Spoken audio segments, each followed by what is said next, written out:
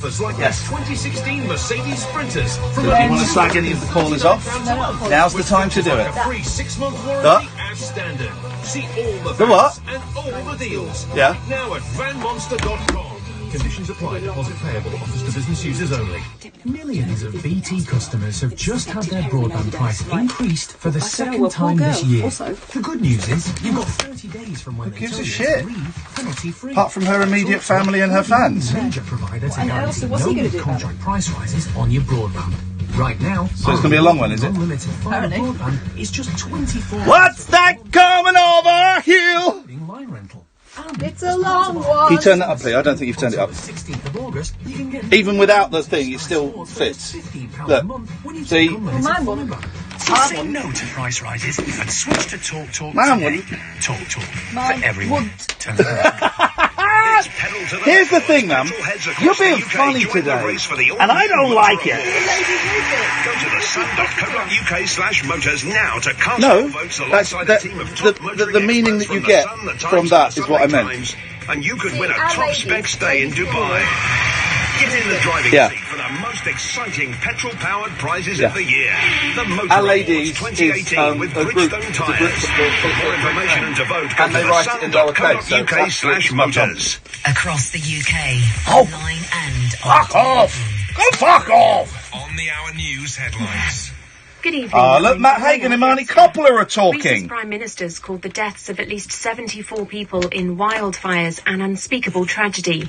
They tore through tourist areas near Athens, with 26 of the victims found huddled together in one clifftop location.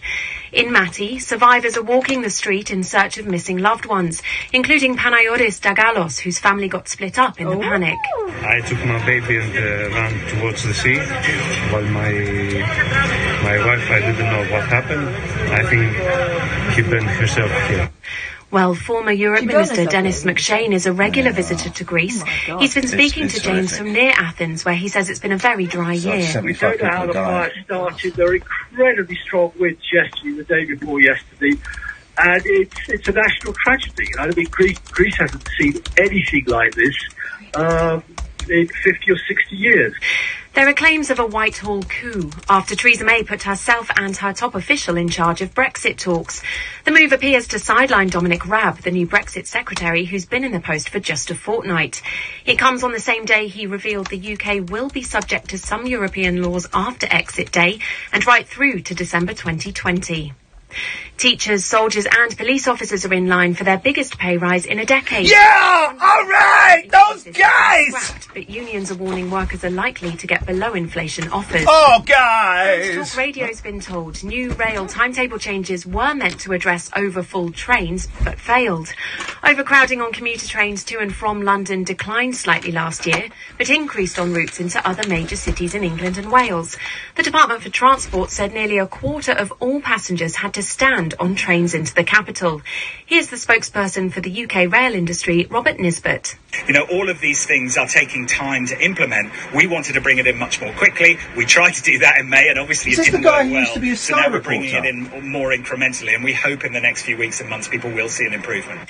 Your weather. Most places will stay dry with clear spells overnight. However, it will be cloudier and warm in eastern, southern and central England. We're going to do a great show tonight. Tomorrow, we're not doing a good largely show, we're doing dry a great with show. hazy sunshine. The Late Night Alternative with Iain Lee on talkRADIO. We have ways of making you talk. Always good to start a show with a bit of Dan Hicks and his Hot Licks, who I recently rediscovered because I saw a CD on my car, and we were listening to that song a lot in the car today, and the boys found it hilarious that he mentions garlic mashed potatoes, and they thought that sounded like the most disgusting creation on God's earth, and I threw them out of the car because it sounds great. Good evening, dear listener. The Late Night Alternative on talkRADIO, Monday to Friday. I'm Iain Lee. Who are you? Catherine Boyle. That's but it's any of your bloody business. I need you to bring those documents in. 0344 499 1000 is the telephone number. Tonight, do we have too many Muslims in the country? Give us a call. well, I say we do. No, hang on, that's not us. That's sorry, I do apologise. That's LBC, isn't it? That's what Nigel Farage does. Not for much longer. He's getting the elbow. Oh, so you can call in about anything you want. We got some bits and pieces tonight. I got some stuff. It's hot. It's been a hot day. I've been making kites with the boys. I went to a kite. By the way, Norden Farm, it's this arts centre. Arts centre.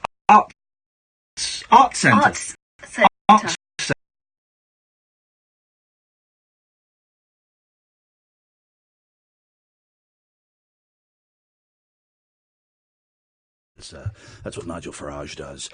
Not for much longer. He's getting the elbow. Oh, so you can call in about anything you want. We got some bits and pieces tonight. I got some stuff. It's hot. It's been a hot day. I've been making kites with the boys. I went to a kite. By the way, I think it's art centre. An art centre. Yeah, it's an art centre. Yeah. In Maidenhead. And it's weird, it's just like hidden away in this little sort of housing area. And there's this wonderful art centre. And we went there I took the boys there today, and they converted the whole front into a beach. It was the first day of it being a beach. Right, so buried the boys, of course, and, fun, playing with some other kids. A lot of kids come. I'm a child magnet. So loads of kids coming over to me, and I was burying my boys. Could you bury me? I said, well, I probably shouldn't, because I don't know you, but you can help me bury this one. Then I took a picture of my son, and the kids are going, can you take a picture of me? He's going, well, I probably shouldn't, but thanks very much for asking. Thanks for your help. And then playing with the hammocks. And all these kids, there's one kid who's kind of hiding in a hammock, and I'm looking around going, is that am I okay if we're just playing with the hammock?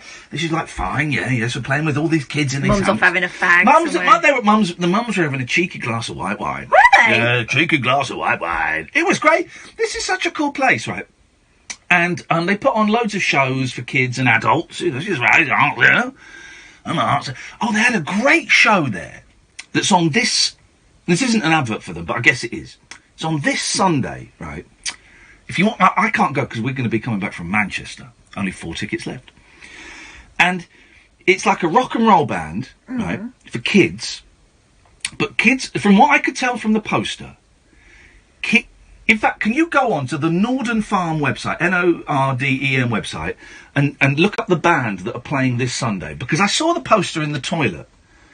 And I thought, that looks like the most amazing thing. Anyway, we did this kite-making thing today, and we were in there for about 45 minutes. It was £3 each. I had to pay... This was £9 for the 3 of us.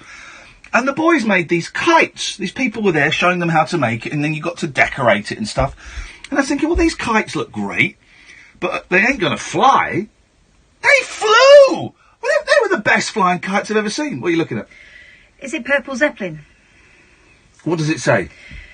28th of July. I said the 29th, my darling. I did say... I said the 29th of July. All right. Why the F would I lie? I'm an honest, down-to-earth guy. 20 what? 29th? Yes, that's what I said. I don't get the date wrong. That in my head. Okay. Rock and roll. Yes, is it? Concertini. Get in there. Right, read this. Doesn't this sound like... If you've got kids, this sounds like the most fun ever. With Matt Bond and the Poor Boys Good Time Band. Yeah, go on. This is great. A journey of some of the best-loved rock and roll themes from the 1950s and beyond. Be inspired by the sounds of the Beatles, the Rolling Stones and Elvis whilst the kids dance, sing or just chill out on our beanbags. Yeah. Suitable for all ages. Why? It's rock and roll with a touch of yeehaw! Yeah. But the kids are allowed to get up. The kids are allowed, maybe it doesn't say on the poster, the kids are allowed to get up and go up and sing if they want. If they want to get up on stage, have a little sing-song, they're allowed to. Oh. I love that.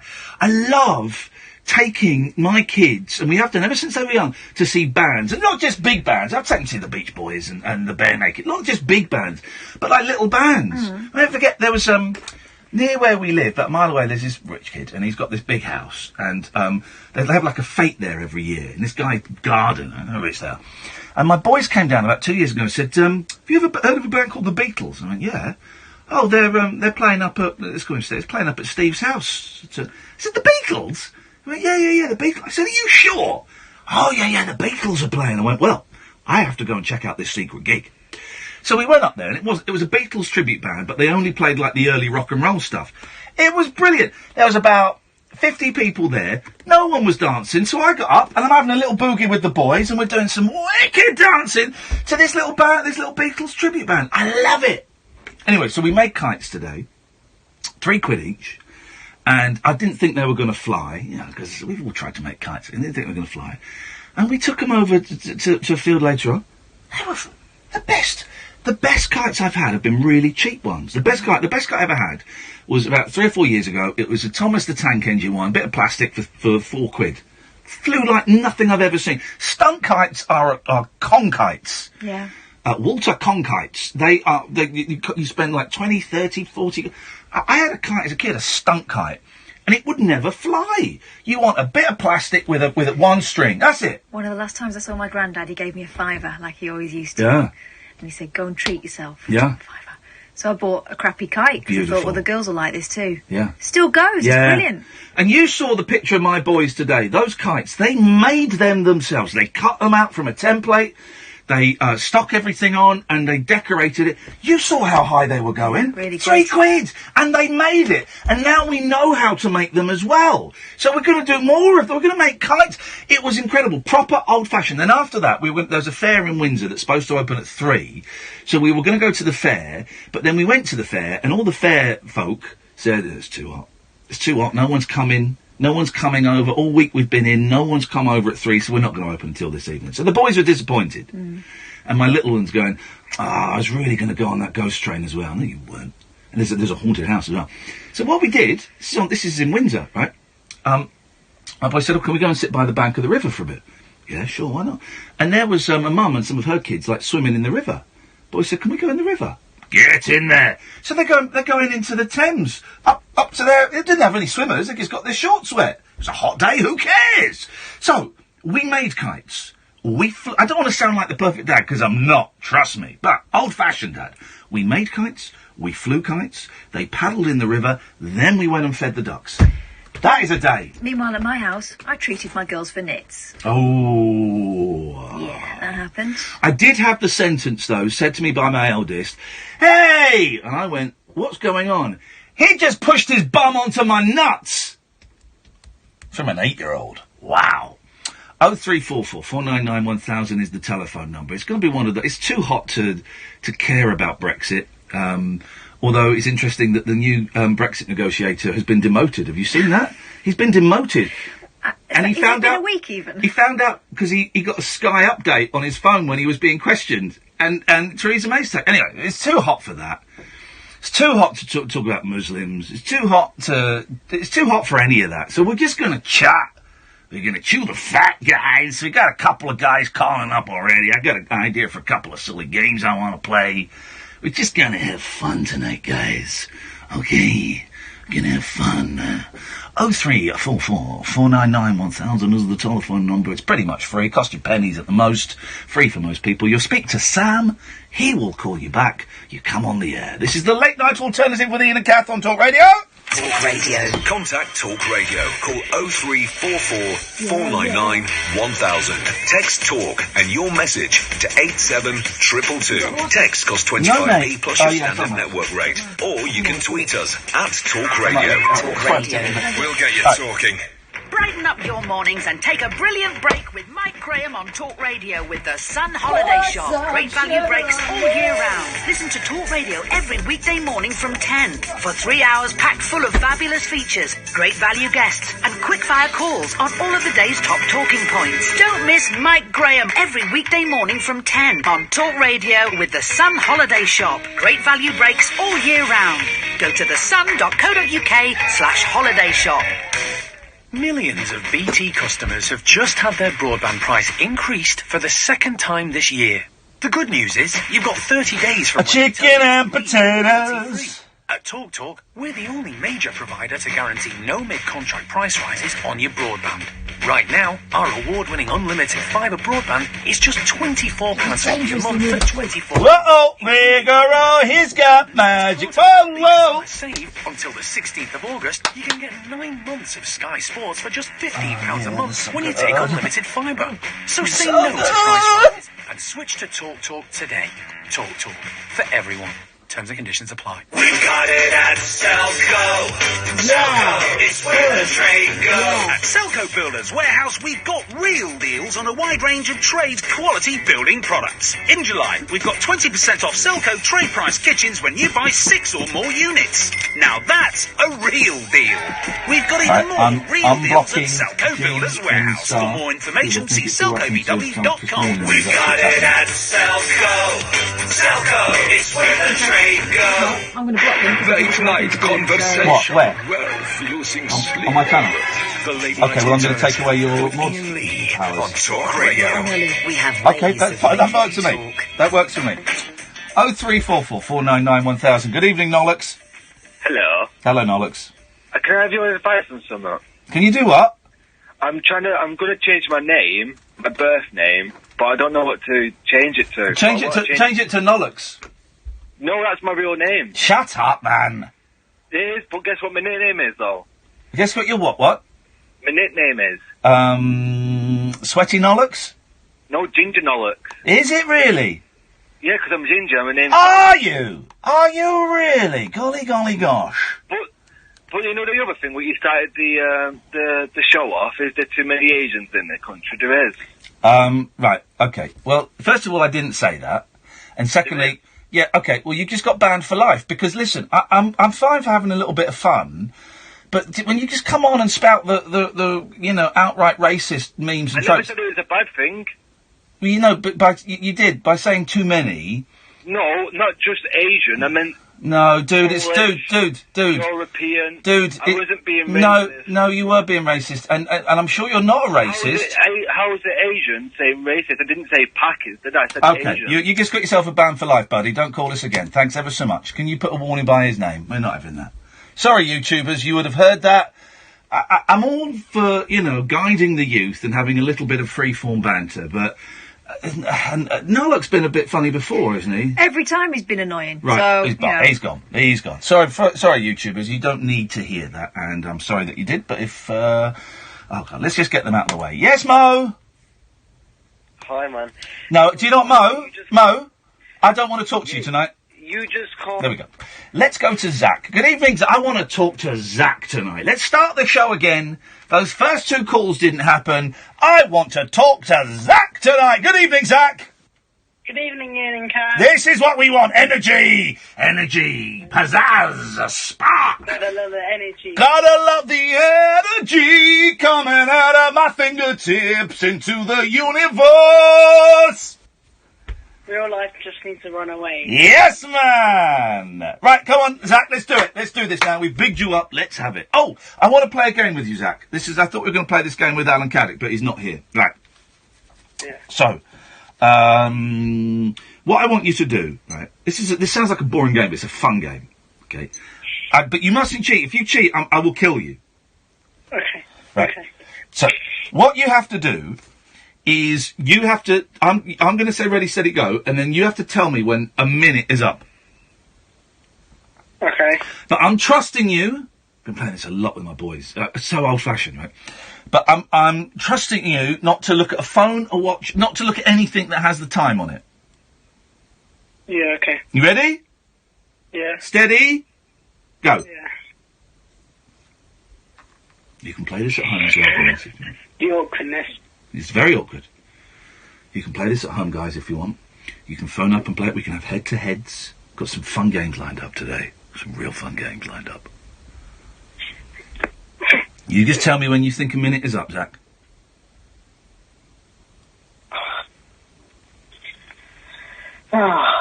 Just sweating in my room. Sweating. I didn't ask for what you were doing! Sorry, man, I lost my temper there. Just let me know when a minute's up. I didn't shock you into death there, did I, Zach? No. Okay, good. Okay.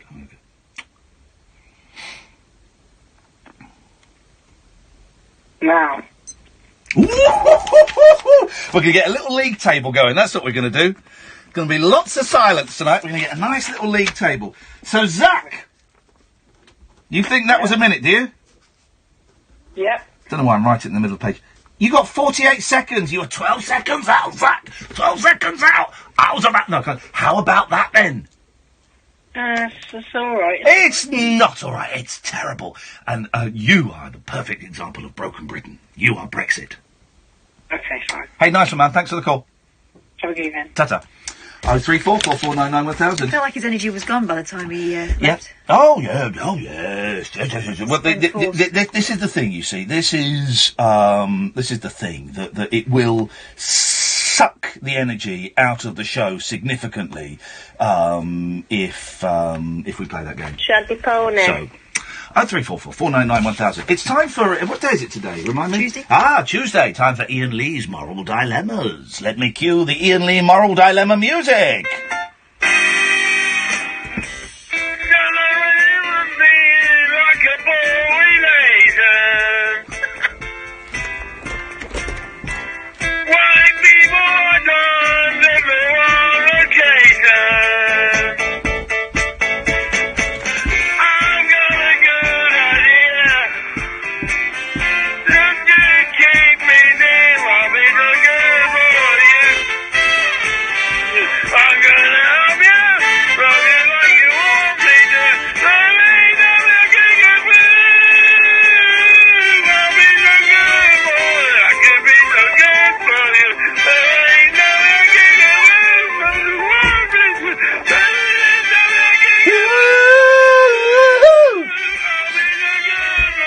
Iain Lee's Tuesday Moral Dilemma. So here's the moral dilemma tonight. As always, we're going to just put this out there. Kath and I are going to chew it around, kick it around, spit it out a bit, and then you're going to call in and you're going to give us your thoughts on it. It's a fun game. We do this every Tuesday evening. So, I think there is nothing, as a parent, there is nothing more sacred to me than the trust that a parent has in a child and that a child has in a parent. Okay? 03444991000. Obviously, the trust that a parent has in a child comes with responsibility. I like to trust that my kids are always doing the right thing, but I have to suspect that sometimes they are not. And I just have to keep my eyes open and my ears open. Sorry? And to protect them. But the child, I believe, the innocent child, certainly the under 10s. Have you just worked out where this is going? No. Then what are you angry about? Oh, because I took your mod chip off you on the YouTube channel? Yeah. Okay, well, because you were going to ban some people that I unbanned. Well. So I took your mod chip off you. Fine. So you're not a mod anymore. Fine. Okay. You let the plebs do it. It's going to be mayhem. If you're calling Gatford a pleb, then yes, I do. Mayhem. You better restore it if you want any action from me tonight. I don't want any action from you tonight. What the hell does that even mean? That's sexual #MeToo generation stuff. Anyway, this is important. The trust that the kids have in the parents it should be complete and absolute, okay? For example, a diary, okay? If a kid is writing a diary, then that... You're pushing it, mate. I would change the subject or restore one of my rights if you want to discuss this. If a kid, say 7, 8, 9, has written a diary, then that should be private. The child should be able to trust that they can write on the front, top secret, do not read, no adults allowed, and then just like put it under the bed or under some socks and pants, and that should be enough. They should be able to trust the parent to know, I've written on it, no adults allowed, I've hidden it under my pants, then that should be secure enough, okay? But what if, and this is where the dilemma gets really interesting tonight, 03444991000, I'd love to hear your thoughts on this. What if the child has written a page in their diary that they disagree with all of a sudden? So instead of rubbing it out or going over it with Tipp-Ex, they rip the page out and throw it into the bin. Without screwing it up. Now, what would you think of a parent who discovered that torn out page from their child's diary, 9-year-old daughter's diary, who loves mummy and looks up to mummy as a working woman, an inspiration? What would you think of a parent who found the abandoned page, read it, and then told her work colleagues about what she'd read, quoting it almost word for word. Well, we can speak to a mum now. We're going to change. We're going to change her name. Let's call her Catherine, but with a C. No. Catherine, I believe this happened to you today. I'd love to help you with this. There's something you need to do first. Mummy wants some sugar. So. All right, I'll make you a mod again on the thing. But I don't... Matthew, can you make Catherine with a K, who's different from Catherine with a C? Can you make her a mod again? Because I don't actually know how to do that. And while you're doing that, we're going to speak to Catherine about... No, once it's been done, we'll discuss crying out loud. Let's play a trailer and then we'll come back. Unbelievable behaviour. Afternoons with Jamie East on Talk Radio. Investigate the unlimited possibilities of speech radio at Eastworld. What is the best piece of gossip that you have ever heard? You weren't banned from the school. You just couldn't... You weren't a modern. A radio show that questions the very nature of our reality. What makes us human? Why do we see? My goodness me, if these walls could talk. Where can I get a pair of glasses like Jamie's for under a £5? Eastworld with Jamie East. It's a bit of a national favourite tomorrow afternoon from 1 on Talk Radio. The late night alternative with Iain Lee. On air and off the leash. On Talk Radio. Catherine, you should be a mod again on youtube.com/Iain Lee. Sadly not, so... Okay, well, why don't you try and type something? I did. Okay, it's going to take a while. Okay. Well, I'll tell you what I think. I think that reading any child's diary, unless you're worried about, some inappropriate sexual activity or drugs or something taking place, and you've got strong reason to suspect that, I think if reading any aspect, any part from a child's diary, whether it be actually hunting out the book itself, or rifling through the bins to look for any discarded, the very same bin that a mother threw her daughter's first different bin tooth in. Different bin. Try now, Catherine. Right, we're in business. Okay. What the hell were you thinking? That is bang out of order what you did. You might as well have just gone and done a dump in your daughter's bedroom and said, look what Mummy really thinks of you. I would never admit to that. Okay. Here's the deal. There was a torn-out piece of notepaper in my bin in my bedroom. Yeah. I was clearing out that said bin, and I thought, has this note fluttered down from my tall boy? Or is this a stray note? If so, is it a to-do list? Is it something I need to remember? Right, but because when I look at things the kids have written, instantly go, oh, it's some rubbish the kids have written. I'm not even going to look at that. No. Okay. I picked out the piece of paper and it hadn't written very much, so I read it all in one go. I'm a very fast reader. I'm like Johnny Five. Okay. And then I read the back. Right, then you read the back, and then you came in and told me about it. She betrayed her twice. Well, it was mild thrice. stuff. If it had been rude, she'd have ripped it up. Not be rude. She's 9. I think you betrayed her. I think you did a very, very low thing. What's next? You're going to swab her for DNA? Pardon? You're going what her? You're going to swab her for DNA, like in the little cotton bud in the mouth. Do that? I remember her popping out. I don't need to check her. To see what she's eating, what drugs she's taking. You're gonna. I'm the one feeding her and giving her the drugs, so I know. You're gonna film her while she sleeps. You're gonna collect her feces in Tupperware, like that poo doctor lady who wasn't really a doctor. Gillian McKeith. That's the one. So you're gonna do all of these things. No, I'm not doing any of those things. And frankly, the fact that you've dreamed them up and done it so quickly is disturbing. Okay, I just think that So she'd used the bin in my bedroom, which if she'd have been trying to cover any tracks, she wouldn't have done. Katie on YouTube says, my ex-boyfriend read my diary and I got mad at him.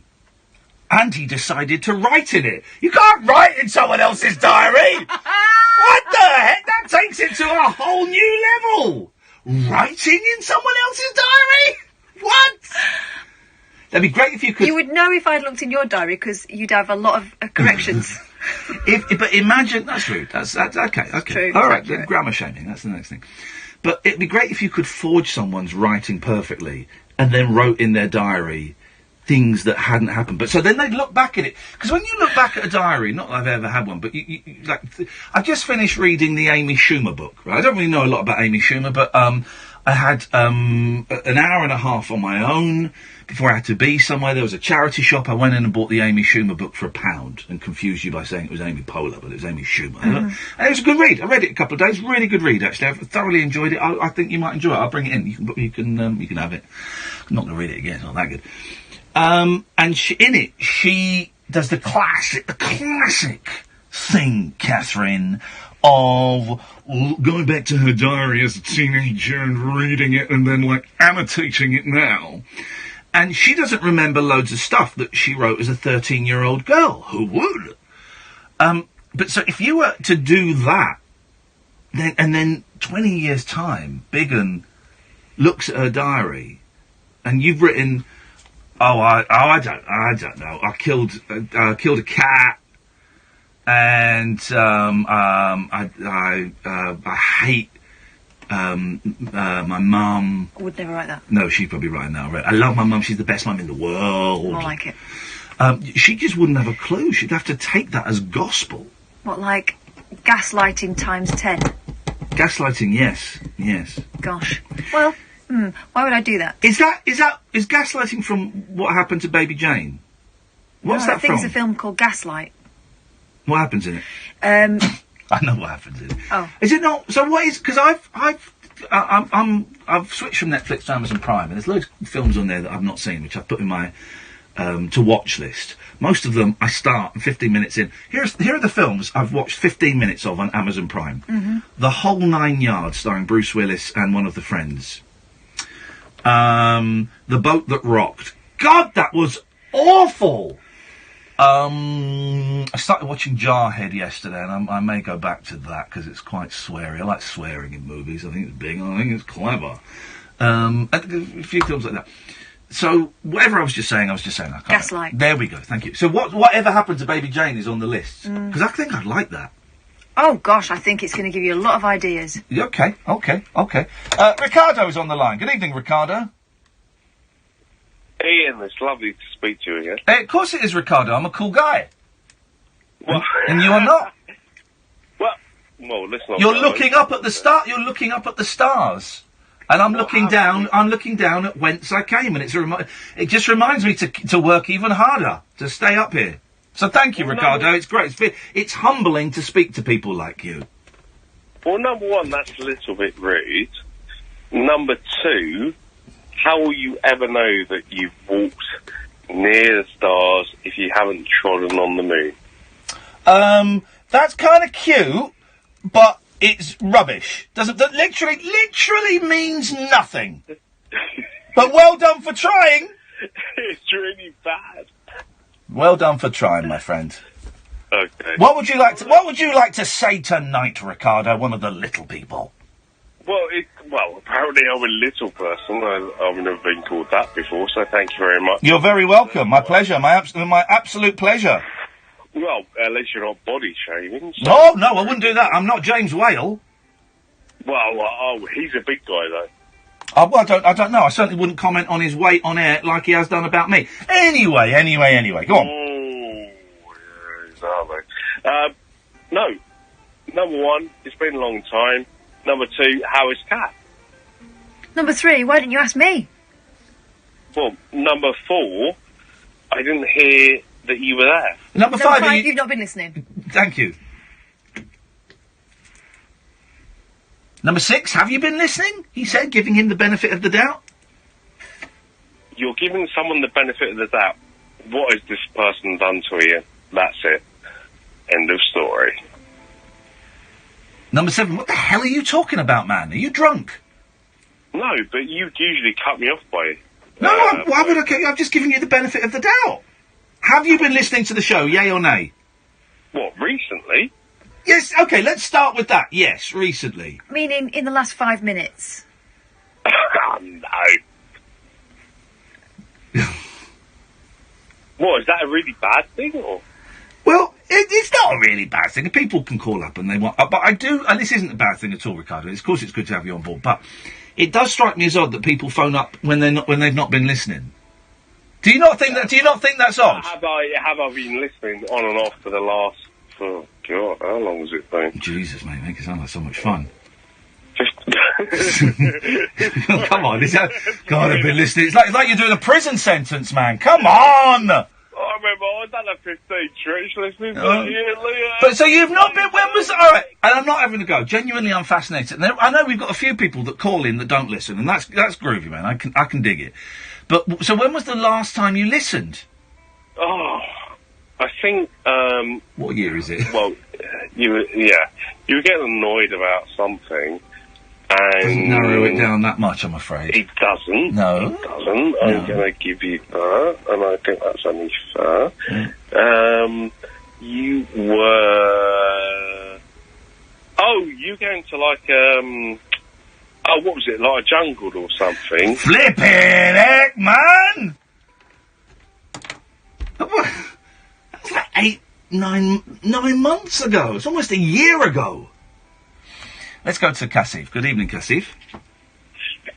Good evening, Ian. Good evening, Cassif. Absolute pleasure. You are my number one caller. Would you like to play the 60-second game?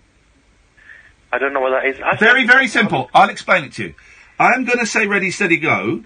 All you have to do is tell me when you think 60 seconds is up. Simple as that. Because we all know time. We all know what's up. But actually, do we know time? Do we? So, are you ready? Do you accept the challenge? Yes, go ahead then, Ian. Ready? All you got to do is just tell me when you think 60 seconds is up. Ready, steady, your time starts now.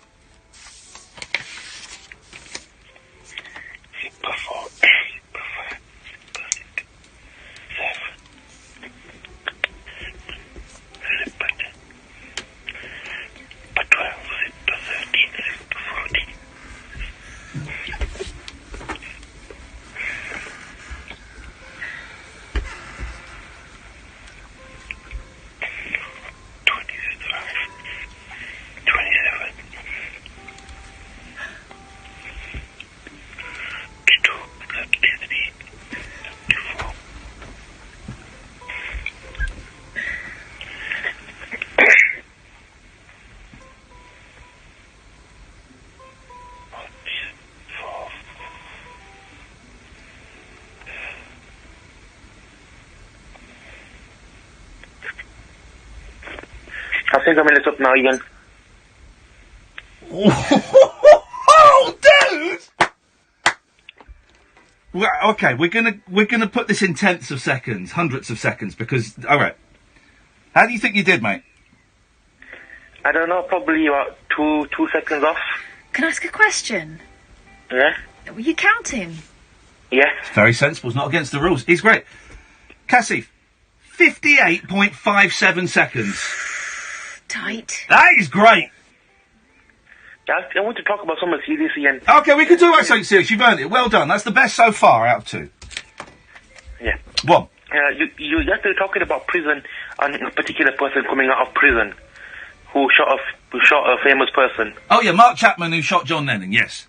Yeah. I'd just like to say, if you became homeless, let's say, would you want to commit a crime and go to prison? Because a lot of homeless people get attacked and heckled on the street, and they don't get warm meals, and they don't get TV. I love the idea of homeless people getting heckled on the street. You're a shit tramp. You're a shit. Heckled. No, seriously, people get attacked on the street. I know they do. Heckled is probably an inappropriate, but I know. I do speak to homeless people quite often, and yeah, they go through horrible times. Would I?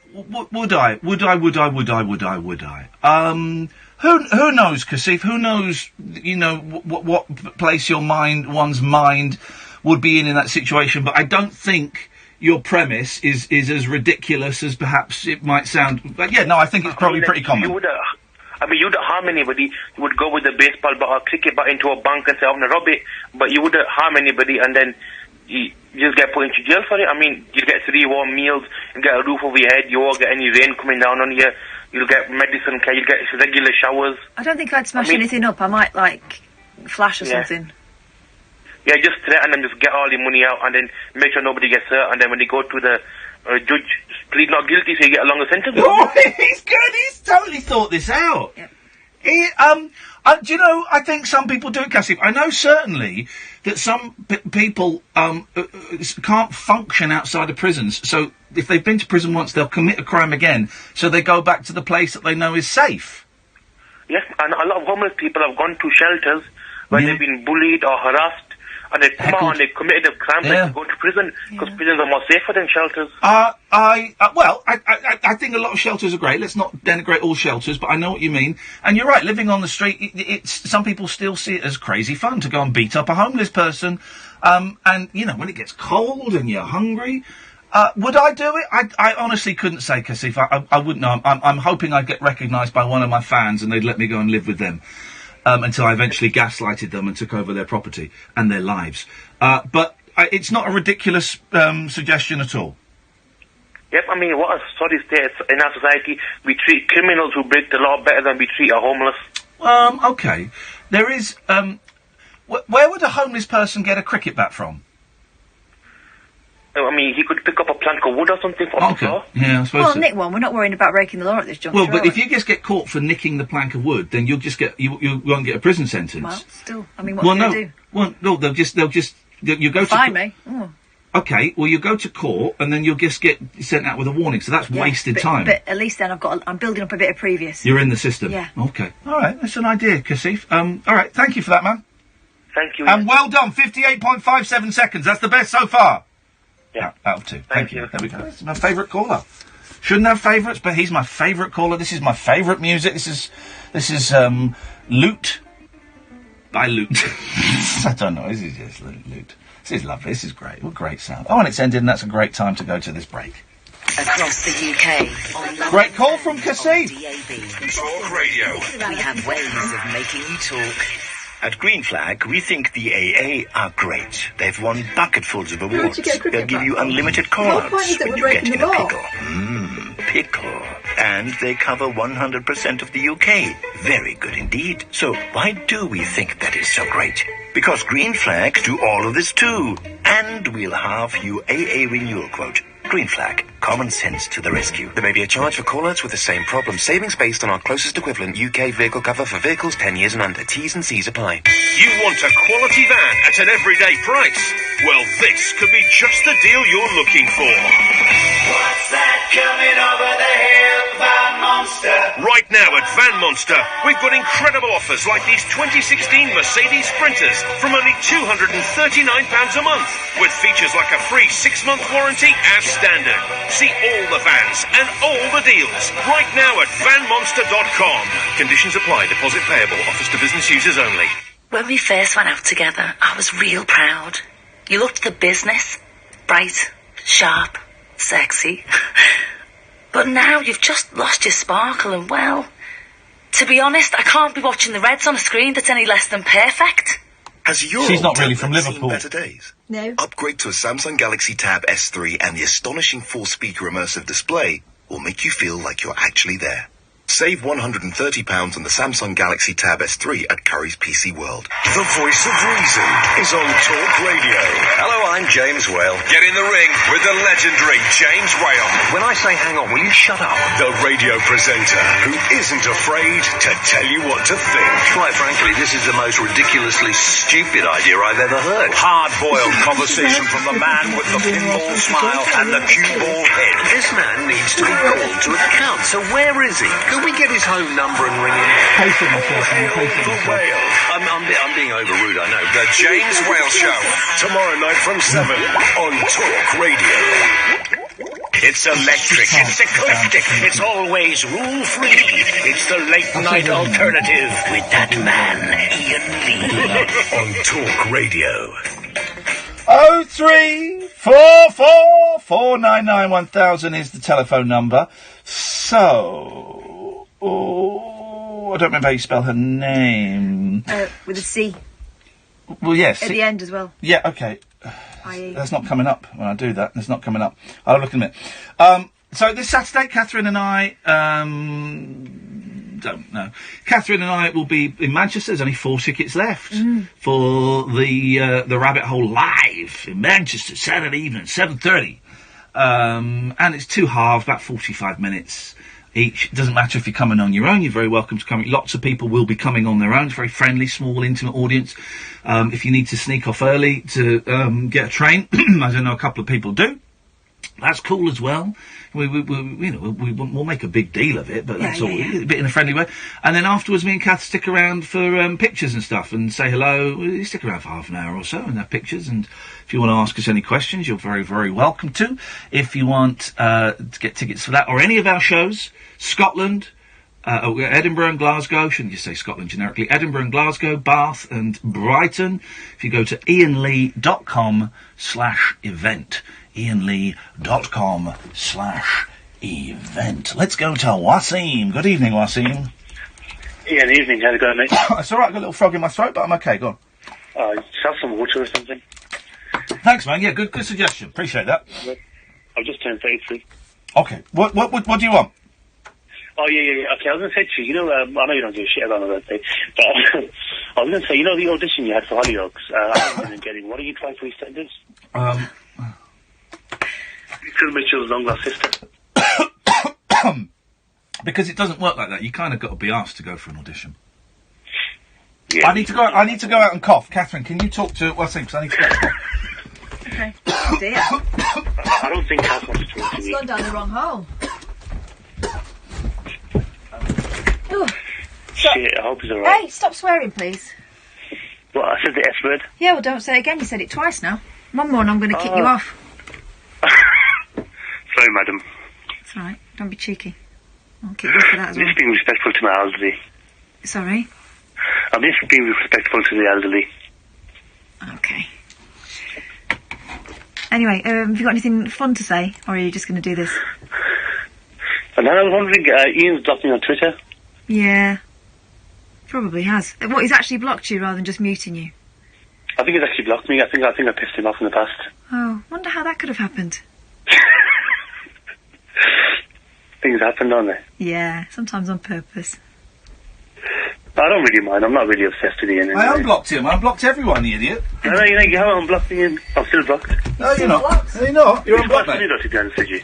You're unblocked. Really? Yes, mate. I unblocked you. I unblocked everybody. And I'm going to try and... let me go and check. I'm trying to do an experiment where I don't block anybody, but it's really hard because people on Twitter... Some people are getting I was talking. Some people are getting really offensive. Yeah, and rude and talking over each other. Yeah, you're unblocked, mate. Oh, yeah, I'm unblocked. So, well, listen, Ian, before I go, I was wondering, what's happening with the trip with you and Ian, with you and Amir going to Pakistan? doesn't look like it's happening. Oh, that's a shame, man. Yeah, the momentum... The thing is, you do something big like The Jungle, and loads of TV companies go, yeah, let's work together, we'll come up with a show, let's work together. Oh, that sounds like a great idea, and then the momentum dies off, and they're already looking at the people who are going to be doing The Jungle this year. That's the natural cycle of things, so... to be fair, I think it would have been a good documentary. Yeah, I was talking. We put forward this idea of me and Amir going to Pakistan, and some people got very excited about it, and yeah, this would definitely happen, and it didn't. And that's fine, and my sort of little 3-month window of being able to, walk around ITV like I own it has closed, and that's fine, and I enjoyed it while it lasted, and it was lovely, and I probably invested a little bit too much emotion in it, but that's cool. And it's gone, and I'm still getting, lovely little gigs. I'm doing Loose Women tomorrow, lovely stuff like that. Doing a competition on Loose Women, that pays half the mortgage. It pays not in the new place, but that pays better than you might think. So I'm cool, man. I'm cool with all of that. Loose Women tomorrow, guys. I don't know where I'm somewhere in Twickenham, I think. Doing. I don't know. I should have a look. Really, I'll have a look at the script. 03-44-499-1000. The gentleman who called in earlier on, who Nollock, is calling in from doing that thing that young people can do where they can make it look like they're calling from America. But I don't know any phone number in America that's 0000000000, which is what's showing up on my screen. So that ain't working, I'm afraid, Nollock. So you're going to have to try a little bit harder if you want to get on at my show. Let me tell you that.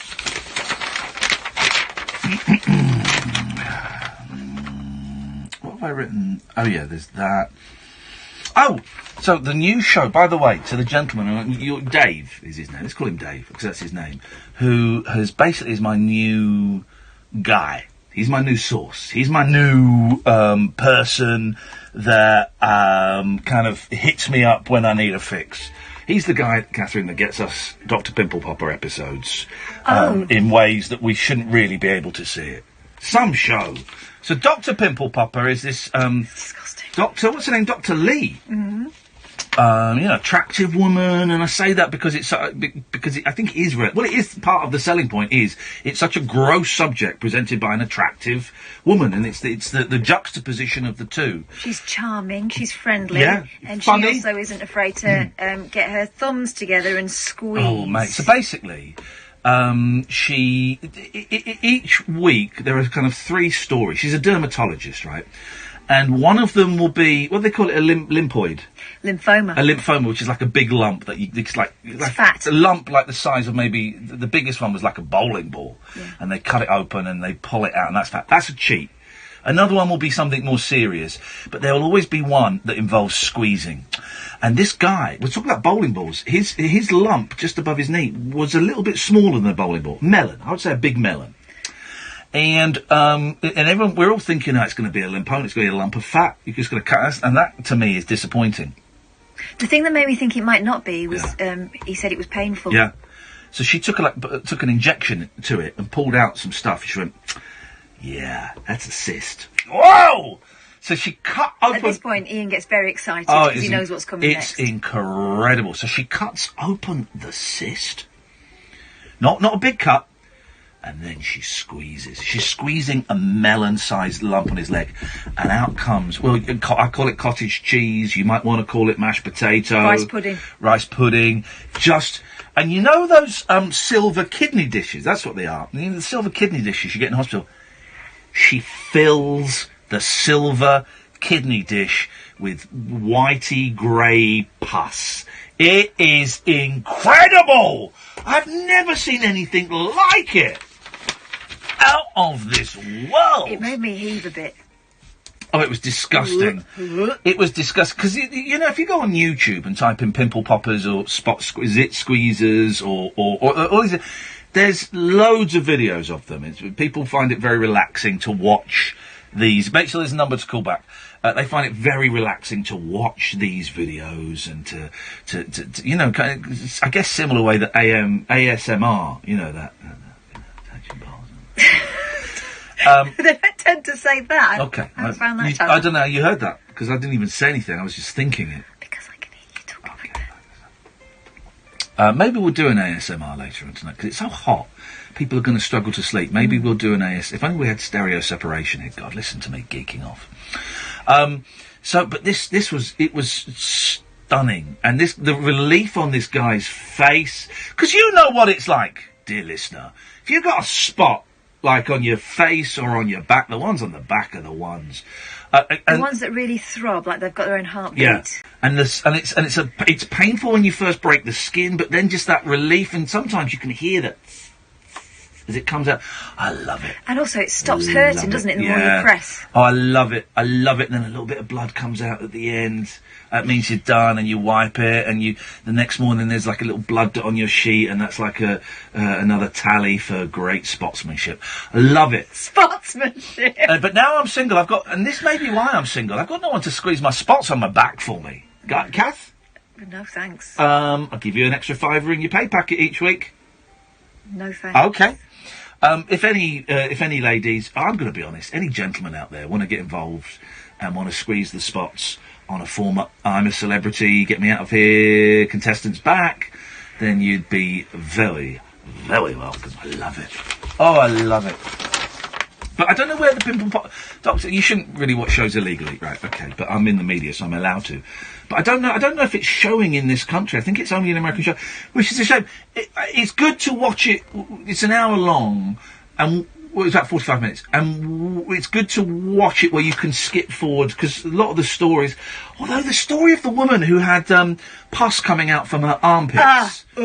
Right, pus coming out from her armpits and under her boobs. Yeah. There was pus coming out, Sam! There was pus coming out! And also, I think she had them in the sort of crook of her leg. I think it was in the general sweaty spots. Pus was coming out. But then her story was fascinating, because it suddenly took a twist from this is really painful and this is what it looks like and what, to her mum dying when she was a kid and her not getting on with her stepmum Rhonda, going, well, my stepmum Rhonda, she got with my dad 4 months after my mother had passed, and she has no interest in my condition. And the cue, Rhonda and Dad coming around, sitting down, and this woman standing up going, well, I've really got a lot of pus coming out from under my boobs today, and if you could have a look... She takes off her top... Rhonda's already said, I found it very graphic, I find it very disturbing. Making her have it. Rhonda doesn't want to look at that. I didn't want to look at that. Rhonda doesn't want to see that. Rhonda doesn't want to help that. Well, the dad said, listen, honey, there's nothing I can do about it. It turns out he's right. He's not a dermatologist. No, it's just a bloke. Dr. Lee. But you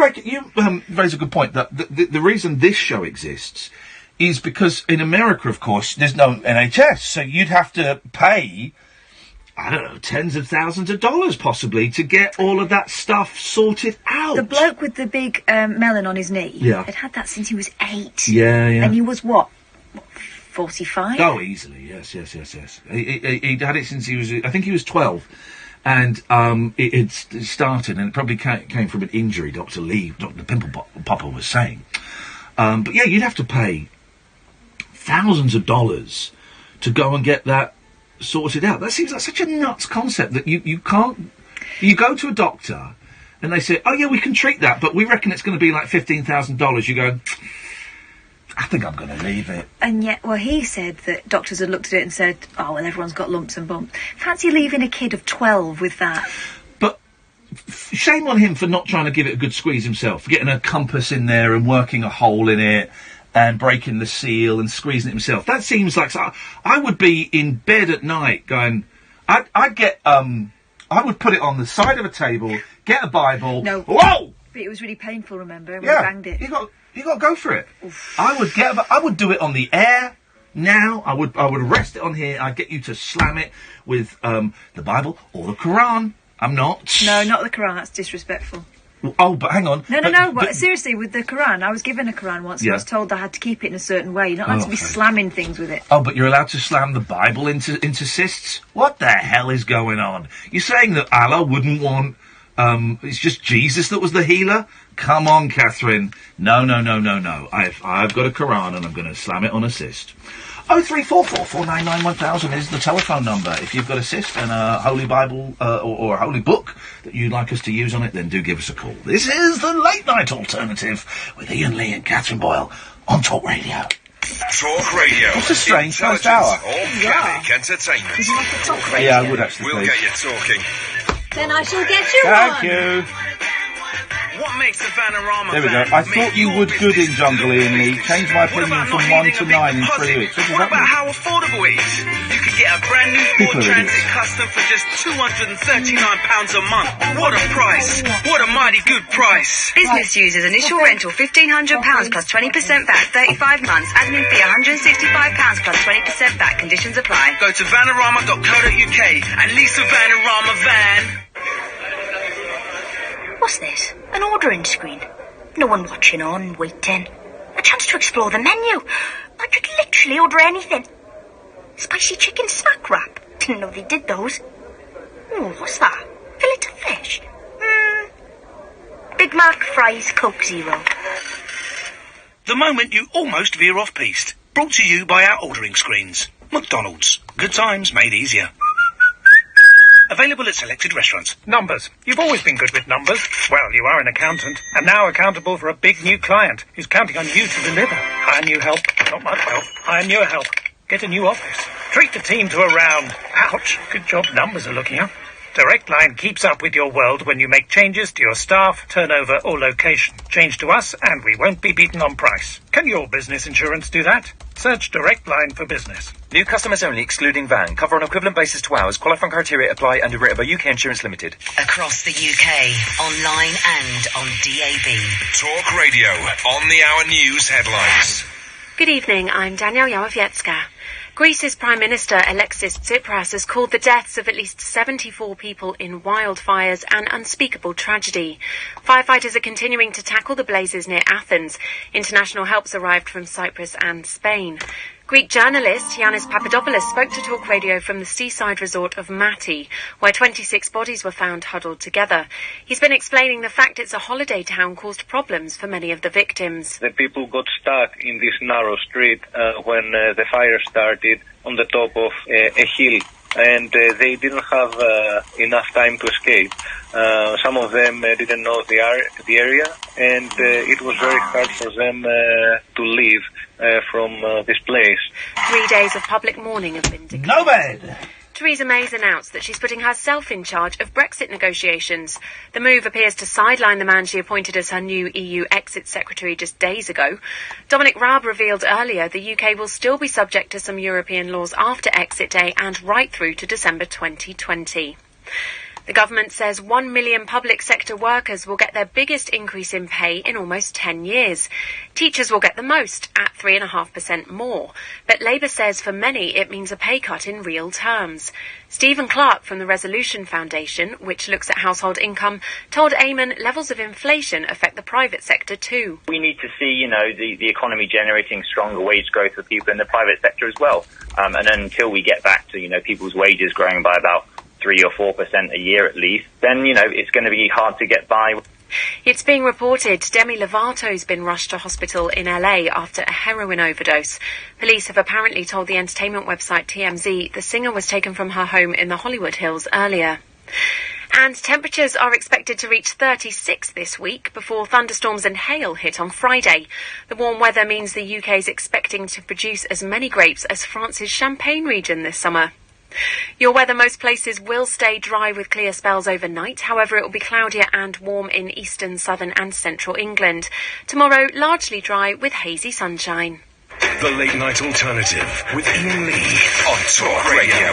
We have ways of making you talk. 03444991000. That wasn't the best recording of that. I'm going to find a better recording because that's a great song. Dan Hicks and his Hot Legs.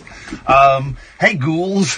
TMZ is the ghoulish website in the world, isn't it? So I don't even know who Demi Lovato is. She's a pop singer, right?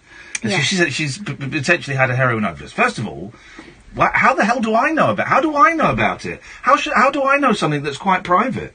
Because the police told some crappy, ghoulish showbiz website, and now all the... Or they were using scanners. God's sakes, man. Poor woman is obviously struggling. Why... To hear of a young woman, any young person, but a young person in particular, who has almost killed themselves with what is, one of the most tempting and, apparently the most delicious drugs of all time, but is also one of the most horrendous in what it does and how it makes you feel and how it changes your personality. I get no pleasure from hearing that. And all the showbiz go, Demi Lovato's in a drug overdose! Heroin! Well, if you're getting pleasure out of that, maybe you need to reconsider your careers, because it's none of our business, and it's really, really sad. It's really sad. Awful. That poor girl. That poor girl. So if you're running around TMZ, Jesus, man, what a scummy website.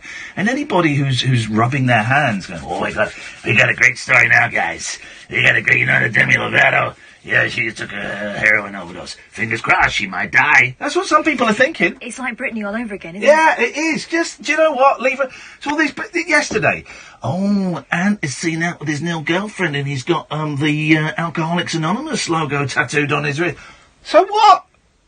What has that got to do with me? How is printing that gonna help him get his life back on track? How is that gonna help? Alright, I can understand, actually, that maybe someone at home who's struggling with booze could see that and go, okay. Well, not in the snidey tone it's delivered. No, exactly. What it does is, it puts shame on something that feeds off shame.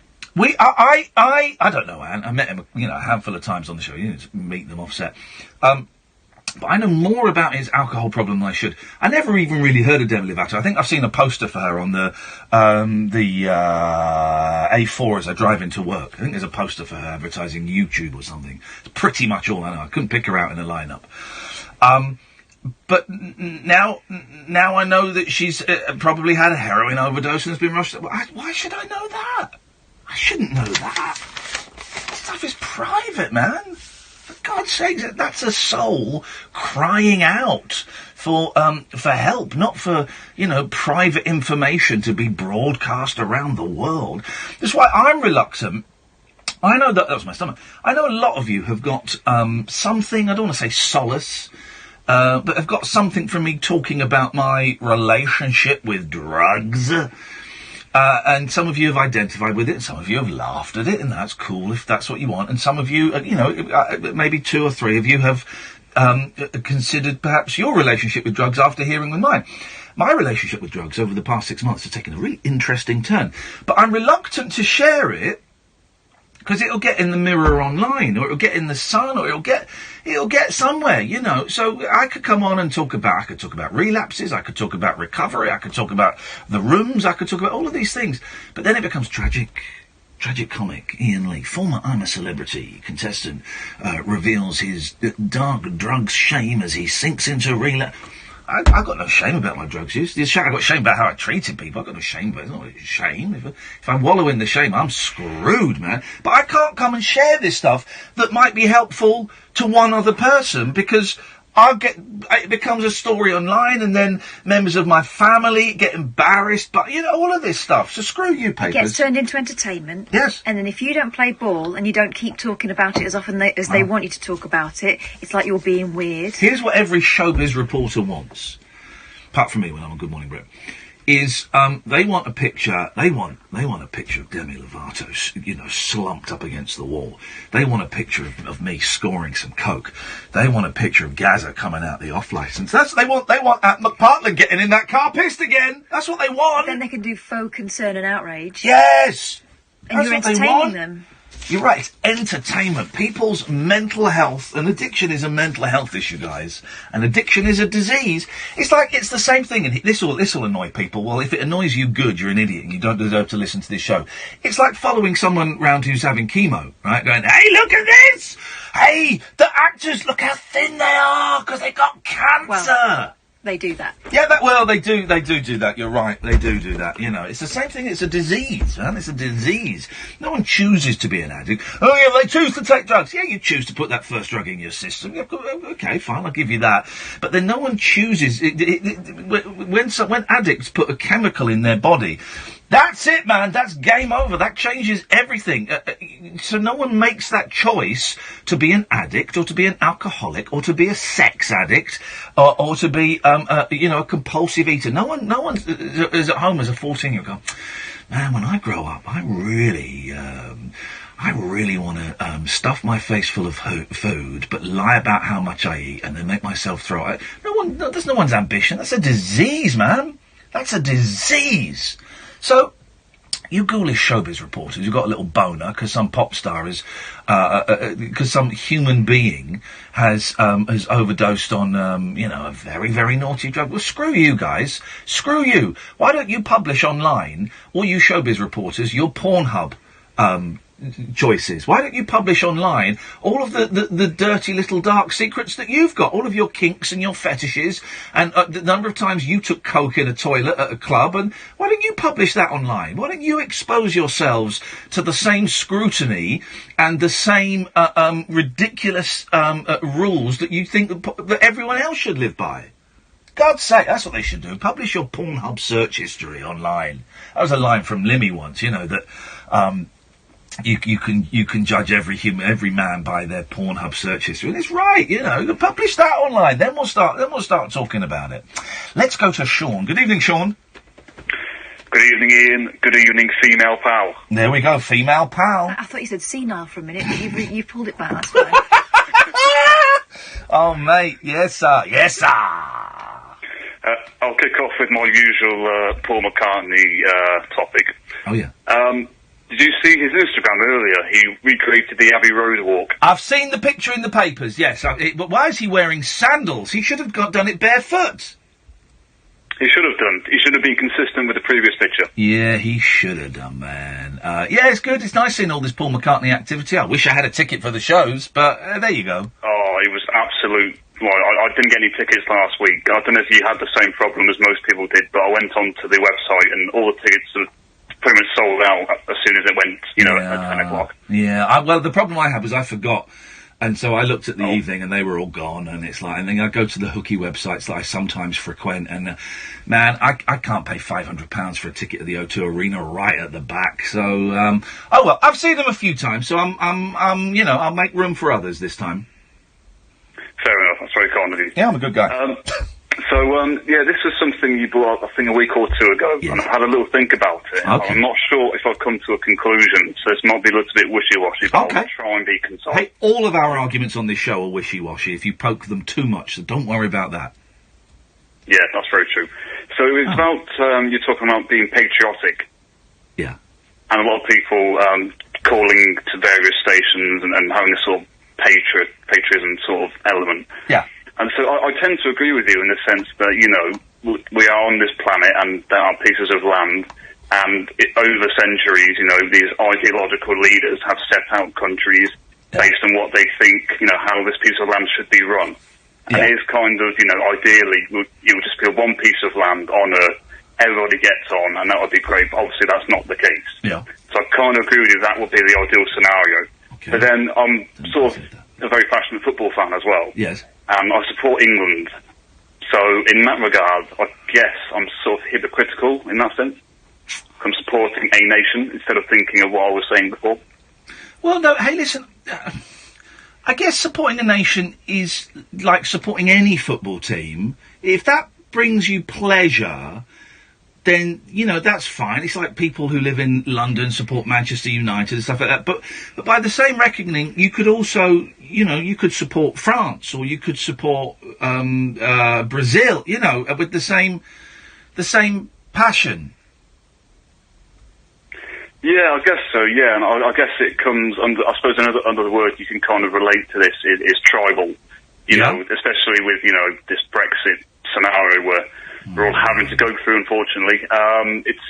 Tribalism is kind of, it's the word of the day, and I guess that's kind of an element too, really. But I just thought it was an interesting thing you brought up. No, I just, for those who missed it, I don't get patriotism. I don't get it. It's luck that I was born in a country that's kind of all right compared to a lot of other countries, not as good as a few other. Why don't you go and live in them? Because my kids are here and my job is here, you absolute idiots. Because it's going to be difficult for me to move to Canada. I'd love to live in Canada or Japan. I really would. I bet they'd be great countries to live in. But I can't, because my kids live here and my career is here. So that's kind of the way it is. Maybe later in my life we'll see. But I don't get patriotism. I'm not, I don't consider myself English or British or European. I consider myself, and I know it sounds hippyish, I'm a human being, man. I'm a human being. That to me is it. And most people who I see, he said, giving himself a little caveat, most people who I see being patriotic just seem like the real kind of people I wouldn't want to hang out with. Don't necessarily mean racist. Don't necessarily mean thugs, but the people on Twitter with the flag of St George, generally they're arseholes, people that, patriots, Jacob Rees-Mogg and Nigel Farage, patriots, God, I don't want to be associated with those people. And if I'm completely honest, I don't really like this country. I don't like it. I don't like a lot of its attitudes. I don't like a lot of the people that are here. I don't like the politics. I don't like the television. I don't like a lot of I don't like it. And that's okay for me to say that. That's my freedom of speech, man. I'm just exercising my freedom of speech. And also, someone say, yeah, well, if you lived in Syria, you wouldn't be allowed to say that. I get it. This country's better than some and worse than others. I get it, but I don't really like it. And I just don't like the tone. Or here it is. If I kept speaking, I'd get it. And I'm going to say something that's really vague, but I just don't like the vibe of this country at the moment. Do you know what I mean, Kath? It's defensive. Yeah. Don't like the vibe of this country. You switch on the radio and it's obnoxious and angry, You walk down the street and there's anger. Not always. There's some lovely moments. Hyde Park was lovely. The Paul Simon thing was lovely. There was a nice vibe there. But, Sean, it's the vibe of the country that I can't stomach anymore. Yeah, it is. And the things you said there, the two words that came to my head when I thought of, there's England flags and the Rees-Mogg thing, the two words that came to my mind was like, it's quite overbearing. Yeah. You see a lot of those flags and those profiles come up on Twitter, and I just find some of it quite archaic. Well, I saw a really good quote, and I can't remember it. Can't remember the quote. I can't remember who it was by. So this is going to give no one any solace at all. But it was basically poking fun at people. It's an old quote by a famous person. That narrows it down for you. But it's basically poking fun at people who invest so much in the flag. We can't fly the flag anymore because people think it's... No, people don't think it's racist. No, but why would you want to fly the flag of St George? Why? What does that do for you? I heard a lot of those discussions on LBC and a bit on this station too about you can't fly the flag anymore ahead of the World Cup. And I was thinking, how many of those presenters talking would have a flag of St George sticking out the top of their car? Not one. So you can fly the flag. You don't want to, as much as other people don't see the point in it either. And yeah, you can fly. This whole thing, yeah, okay, there was a brief period, kind of 70s and 80s, when the flag was taken over by the NF and by the BNP in the 90s a little bit. But you could still fly the flag. It's not our fault, it's not my fault that it had racist connotations for some people. This whole thing about you can't talk about immigration or you can't fly the flag. Yes, you can. Yes, you can. You can talk about it. Just, if you say stuff that's racist, you'll be called a racist. Of course you can fly the flag, but why would you want to, really? Why do you want to display the flag from your bathroom window, or from your car, or in your front garden? Because, this is the thing as well. We're in England. I'm secure in that. I don't need to... Who am I showing it to? They're allowed to fly the flag of ISIS. No, they're not. The reason they do it in America is because they're a particularly young country and they're still trying to grab that identity. Yeah. I'm pretty secure in the fact that I live in England, and I don't feel like I need to demonstrate it to anyone else. Hey, nice one, Sean. Thank you, mate. We appreciate those intelligent listeners who cogitate and think about stuff and then give us a call. So thank you, man. Thanks a lot. I'll see you in Manchester on Saturday as well. Cheers, my dears. Ta-ta. 03... Mark, stay there. We'll come to you next, I promise. 0344 499 1000, the late-night alternative. Weeknights from 10 with Iain Lee and Catherine Boyle, only on Talk Radio. Talk Radio. Contact Speakers Talk off, Radio. please, man. Wow. 499 1000. Up where? Text TALK and your message to 87222. Text costs 25p plus your standard network rate. Or you can tweet us at Talk Radio. Talk Radio. We'll get you talking. Oh, yeah, fucking hell. What makes a Vanarama van make your business look the business? What about not needing a big deposit? What about how affordable it is? You can get a brand new Ford Transit Custom for just £239 a month. What a price! What a mighty good price! Business users initial rental £1,500 plus 20% back, 35 months. Admin fee £165 plus 20% back. Conditions apply. Go to vanarama.co.uk and lease a Vanarama van. Ooh, what if maybe? Ooh, what if maybe? Ooh, what if maybe I hadn't have met you? No, I hadn't have met you. Be bolder this lunchtime. Grab a big flavour wrap from McDonald's, like the barbecue chicken and bacon one, with succulent crispy or grilled chicken, bacon and smoky barbecue sauce in a soft toasted tortilla wrap. Today's $1.99 wrap of the day. Bold flavours, bold move. From 10:30am, price may vary, participating restaurants only. Rest of range available at regular price. If you notice blood in your pee, don't ignore it. Even if you think it was a one-off. Or there was only a little bit. Or maybe it was that beetroot. Those berries. Or you weren't really sure if it was even blood or not. Tell your doctor. Chances are it's nothing serious, but it could be an early sign of kidney or bladder cancer, and finding it early makes it more treatable. So if you do notice blood in your pee, even just the once, don't make excuses. Tell your doctor straight away. Be clear on cancer. Experience the unconventional, the unpredictable, and the completely unorthodox. Exactly. With rule-free Iain Lee. The late-night alternative with Iain Lee. I've got no internet for the last 4 days. On Talk Radio. I wonder how Nigel's mum is. I would imagine it slowly improving, but in a similar situation as old people often are after a fall. I spoke to him on Friday. Oh, yeah? He said that she's doing all right. He said she's still a bit poorly and she's still in hospital and she'll be there for a while. Okay. But he sounded a lot happier in himself. And he said he was eating properly, not just crisps. I wonder, completely hypothetical and complete speculation, and he won't be listening, so, but, you know... having had a mum who was in hospital for 3 months while they sorted out a care package, I would imagine they're putting together a care package. And as often in these situations, they like to try and keep the person at home. But I wonder, it sounds like she's had a nasty tumble. I wonder how feasible it is for her to go back home. And I wonder what will happen to her. And I do wonder what will happen to Nigel. I wonder if, Nigel obviously has his problems. And I wonder if he is... I wonder if he has enough responsibility for himself to live at home on his own. I wonder what would happen to him. It's interesting. I do think about these things from... Well, he has been while she's been away. Yeah, that's true. Let's go to Mark. Good evening, Mark. Hiya. Hello, Mark. What you got? I'm just apologising for the other night, when I went off on one. What did you say? I don't remember. I was going on about tattoos and all sorts of bobbins, but I was drunk. I don't remember. What did he say? You called me Richard Gunstrom the other night, didn't you? You blocked me on Twitter. Well, what did you say, dude? You're going to have to give me a little bit more than just being all this vague stuff. I just started going on. Everyone on the... You must have said something, because I wouldn't have cut you off and blocked you. It was when... it was Saturday night, I think it was. Friday night. Well, right, Saturday night, you're the gun man. Yeah. You're an idiot. No, you're an arsehole. Yeah, Kath cut you off. You gave us some lip online. Shut up and listen. You gave her some lip... Shut up and listen, boy! You were sexually aggressive on YouTube. I blocked you. Sexually aggressive? Yes. It's a bit sleazy in retrospect. You were sexually aggressive on YouTube. I blocked you. Then I didn't hear you speaking to Kath on Friday, but she cut you off because it was her show. Shut up and listen, man! Shut up and listen! She cut you off, and I back her up 100% because it was... I need to apologise. Shut your face! Shut your face! Shut up! Alright. She cut you off, which is totally her decision to do, and I bet it was the right decision. I agree. Will you shut your mouth? Jesus! This isn't funny! If anything, I would have probably cut you off quicker than she did, because she's too nice.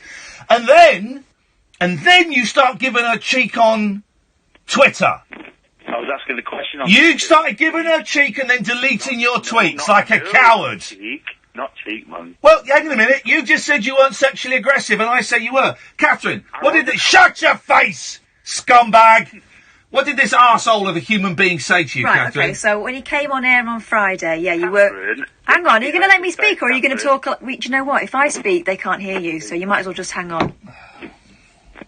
So we were talking online, not online, on the radio, and you made a few comments that made me and Katie kind of shrink up a little bit because it was just a bit sleazy, like you said, and you admit that yourself, right? And then... Speak into the phone properly if you're going to speak! And then you thought it would be funny to do a mock Indian accent, at which point I went, do you know what? Yes. That's probably enough now. And do you know what? Everyone else gets cut off because I haven't got a fader, so at some point I have to finish the conversation. And you made that decision for me. When I woke up in the morning, I was proper embarrassed about it. Good. Because I pulled your pants down on sleaziness Twitter, I don't know if you noticed. The sleaziness was a parody of Jim out of the Friday Night Dinner, though. It wasn't me. Of course it was. It was? Yeah, you're in character. Were you in character on YouTube as well? No, I was doing an impression of Jim off Friday Night Dinner. What, all the time? What, all the time? No, just that, hello, you look nice, that bit. That was, it wasn't just that, though, was it? Anyway, it doesn't matter. Done. I'm just ringing up to apologise. Okay. But no, you're not. You're not. You're not ringing up to apologise. You're ringing up to apologise with conditions. No conditions. Well, no, there are. The conditions... You're ringing up to apologise because it's all about you, because you were embarrassed. I was embarrassed, but I want you to know that it wasn't... But then when we're trying to reiterate what has happened, no, I didn't do that. Oh, no, I wasn't doing that. Oh, no, you misunderstood. Well, no, that's not an apology. It is I properly regret it because it was taken wrong. I did it as a parody. It was taken wrong. I got it wrong, did I? Sorry? It's not an apology, is it, saying that I took it wrong? No, I apologise for doing it, and it was taken wrong. No. First bit is an apology, the second bit takes it away. Yeah. Really? Yeah. Yes! That's how apologies work. I'm sorry for what I did, but you misunderstood me. Everything before but is bullshit. Irrelevant if it was a apology. If it was a parody, I'm sorry for everything. No. If If is You're also... Not, you're not having it, are you? No. You don't have to apologise without making an excuse. Now, Right. because... Shut up. Because, first of all, you're not blocked on Twitter by me. You did block me. Richie, what did you call me? Richie Gunslinger. Could you listen? Could you listen? Because you're an idiot. You're not blocked on Twitter by me. You are Rudy71. You're not blocked. Rudy71. You're not blocked on Twitter by me. I don't know how... Right, listen, you're the second idiot to phone up and say I blocked you on Twitter when I unblocked everybody about a week ago. Yeah, and last night on your radio show, you said I blocked another guy, and that was me. Richie, you called me Richie Gunslinger. You blocked me yesterday. No, mate, you're not blocked. You're a liar. I'll see your photograph and... You're a liar. You're not blocked. I'm going to block you. I'm going to hunt you down. You're not blocked. I unblocked everybody last week, you liar. Now, because me and Catherine are great... Shut your face. Because me and Catherine are... We are... Best friends, yeah. Shut your face, boy. Ooh. Because we are great human beings... We are very enlightened, and we put up with some of the biggest dicks ever, and you're one of them. I've seen all that. Yeah, you're one of them. So, you're a liar. You're not blocked on Twitter, and you got one more chance. I've unblocked you on my YouTube channel. But if I see anything like that, I've forgotten your name, I'm sorry. It'll never happen again. Shut up, boy! Talking to my female pal. I'm sorry, I forgot. If Catherine sees anything, if Matthew, if Lauren, if Gatford, if Sitstow, if any of my mods see anything, you're out. You're blocked. You're blocked. I want Catherine to accept my apology because it was her show.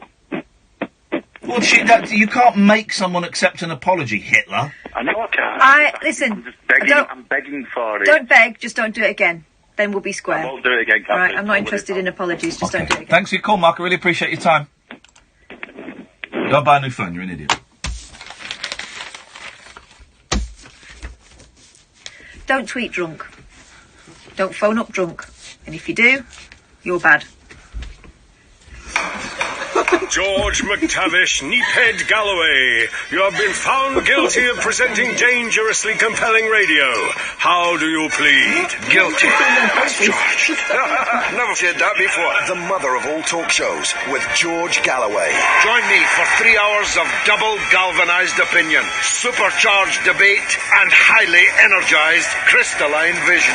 Radio Free Galloway. Knock me right down and I'll bounce right back. The mother of all talk shows with George Galloway. Order! Innocent until proven guilty.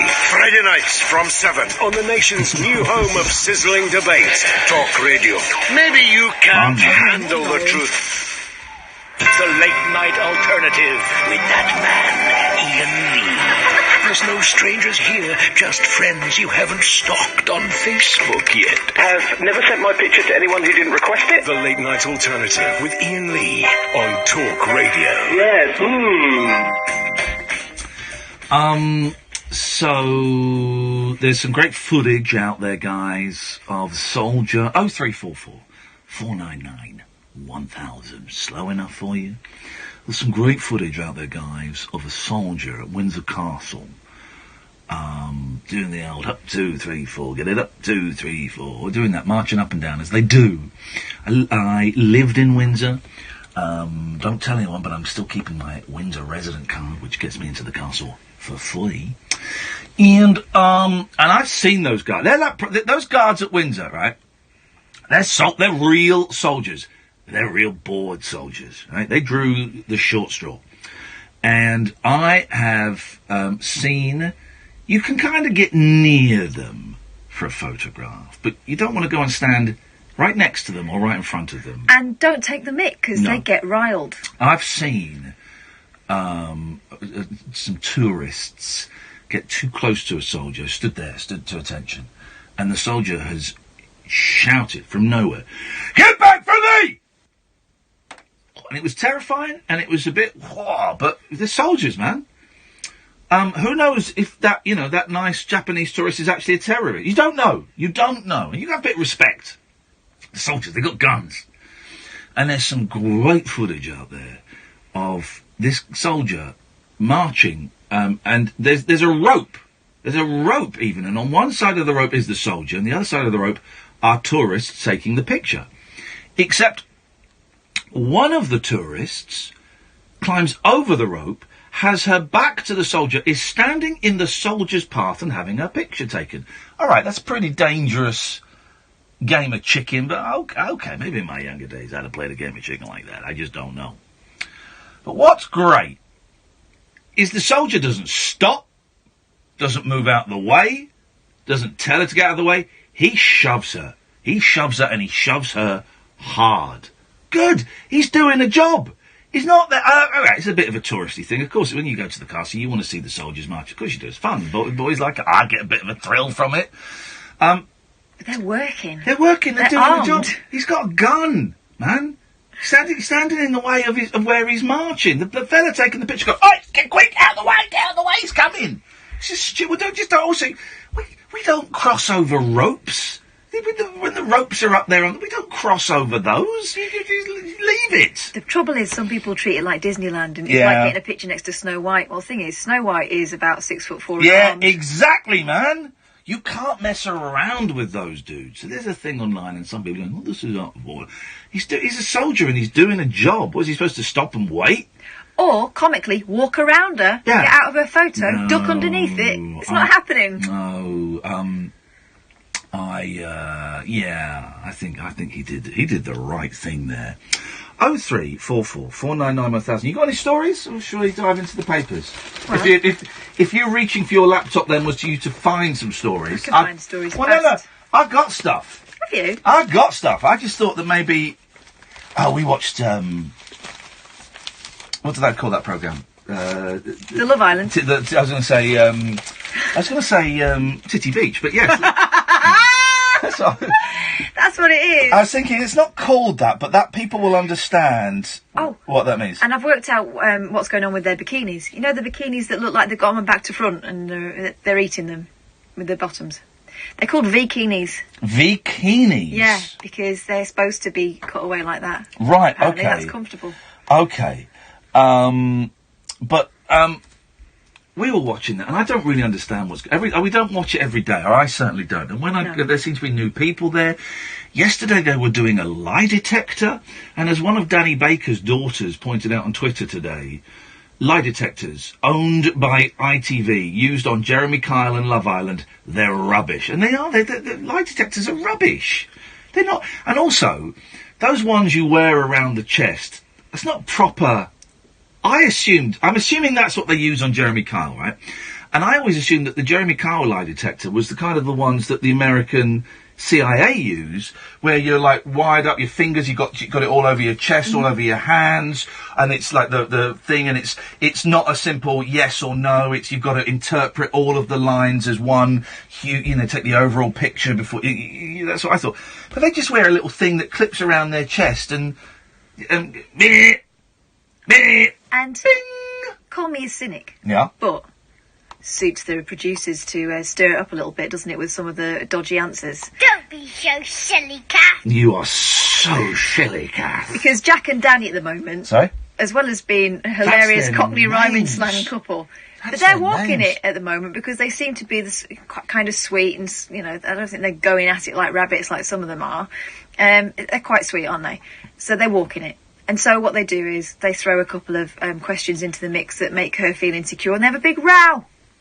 That's entertainment. I don't believe that he faltered on that. No, it really is absolute. There's some of that going on. It is rubbish. Lie detectors. But I don't really understand they've been on that island for about 6 years, it feels like. It's a long old That's why some trek. of them are very much in love now. They were They're after so about in a love. couple of days. But then then I haven't seen it for a while, and that fella, the very buff, I can think of no better way to the black gentleman. Which one? The big buff one. He was like in proper love with someone else, but then tonight he's with someone else. Yeah, in love, honey. Love. Quick. If I were on there, right, first girl that showed any interest in hooking up with me, I'd propose. Totally. Because what they do a lot is, if you've seen it, you'll know this. There'll be like a group of people, and one will walk over and go, Kath, sorry, can we go and have a word? They always do that. They always go, one of them will go over and, Kath, can we go and have a quick word? Is that all right? And they walk off, right? And I would, not you, Catherine, but so Danny, right? So Danny showed an interest in me. I said, Danny, can we go and have a quick word? This is like day 2, yeah? Right, okay. Day 2. Have you kissed her or anything? No. Have you spoken to her very much? No. Right, but so we go day 2, it's like... do it, I'll be Danny, you... Alright, Yeah, babe, what?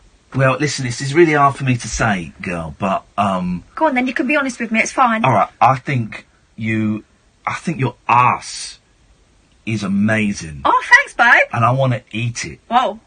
So, I was wondering... Oh, what are you doing? Would you do me the honour of being my wife and let me play with your arse any time I want? My dad's going to kill you. Is that a yes? Yeah, all right then. There we go, you see. Now, here's the thing. You're thinking, well, what if she says no? Simple. You move on to the next one.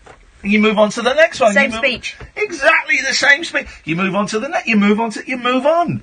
And if they say no, well, they're lost. They're not going to get a series on ITV2 over the winter. They won't get a job hosting the BAFTAs or whatever it is that they do. 0344 499 1000. We can see Andre calling in, so if you want to get... if you don't want him to come on the air, I suggest you pick up the phone. This is the Late Night Alternative on Talk Radio. Across the UK, online and That's the thing now, yeah. Numbers. You've always been So good glad. with numbers. So glad Well, I'm you not are an involved in all accountant, that. and now accountable for a big new client who's counting on you to deliver. Hire new help. Not much help. Hire newer help. Get a new office. Treat the team to a round. Ouch. Good job numbers are looking up. Direct Line keeps up with your world when you make changes to your staff, turnover or location. Change to us and we won't be beaten on price. Can your business insurance do that? Search Direct Line for business. New customers only, excluding van. Cover on equivalent basis to ours. Qualifying criteria apply. Underwritten by UK Insurance Limited. You want a quality van at an everyday price? Well, this could be just the deal you're looking for. What's that coming over the hill, Van Monster? Right now at Van Monster, we've got incredible offers like these 2016 Mercedes Sprinters from only £239 a month, with features like a free 6-month warranty as standard. See all the vans and all the deals right now at vanmonster.com. Conditions apply. Deposit payable. Offers to business users only. At Trade Point, we're dropping prices on hundreds of products. Like Leyland Trade 12-litre super latex matte paint. Was £20, now only $17.30. Visit your nearest Trade Point counter or order online and collect in-store within 1 hour. Exclusive VAT 20%. Driving home with Eamon Holmes. Your #1 drive time destination. High revving radio with Eamon Holmes. Showbiz news, current affairs, big names, special guests. If it's happening, we're on it. Get home with Holmes. Driving home with Eamon Holmes. Weekdays from 4 on Talk Radio. Stimulating nightly emissions guaranteed to open your eyes and your mind. Oh my word. The Late Night Alternative with Iain Lee on Talk Radio. 0344 499 1000. No one else called in, so we have to, by law, go to Andre. Good evening, Andre. Hello, is that? It's Iain Lee, Andre. You've been phoning me for about 10 years now, mate. Oh, sorry, I forgot. That's okay, buddy. Kath is fine, I think. I won't let her speak for herself. Why should we let her speak? She's only a woman, for God's sake. Won't you even say hello? No, not to you scumbag. Not even being economical with the words. Go on then, be economical with the words. So... Right, thank you. What are you listening to? You. Well, turn it off, you muppet. Yeah, there you go, it's off. Good Right, luck. listen, right, Yes, mate. Funny thing happened to me today. Did it involve lots of alcohol? No, it didn't actually. It only involved one. Okay. It was quite warm, yeah, which it shouldn't have been, but it was. It's summer. Yeah, it was really horrible, and it's given me a heat stroke, believe it or not. Look, the sun has. No, the beer has. Oh, the beer has given you heat stroke. Well, see, the thing is, it's going to be hotter than Jamaica this week, as you know, yeah? Yeah. If you see the forecast, 102 or whatever. Listen. He's right. I know I'm right. Don't have to tell me I'm right. Well. Listen. Yes. Ian, but this beer has been topped me right over the edge. Okay. I've been sitting in front of a fan all day, Yeah. and with heat strokes, this beer.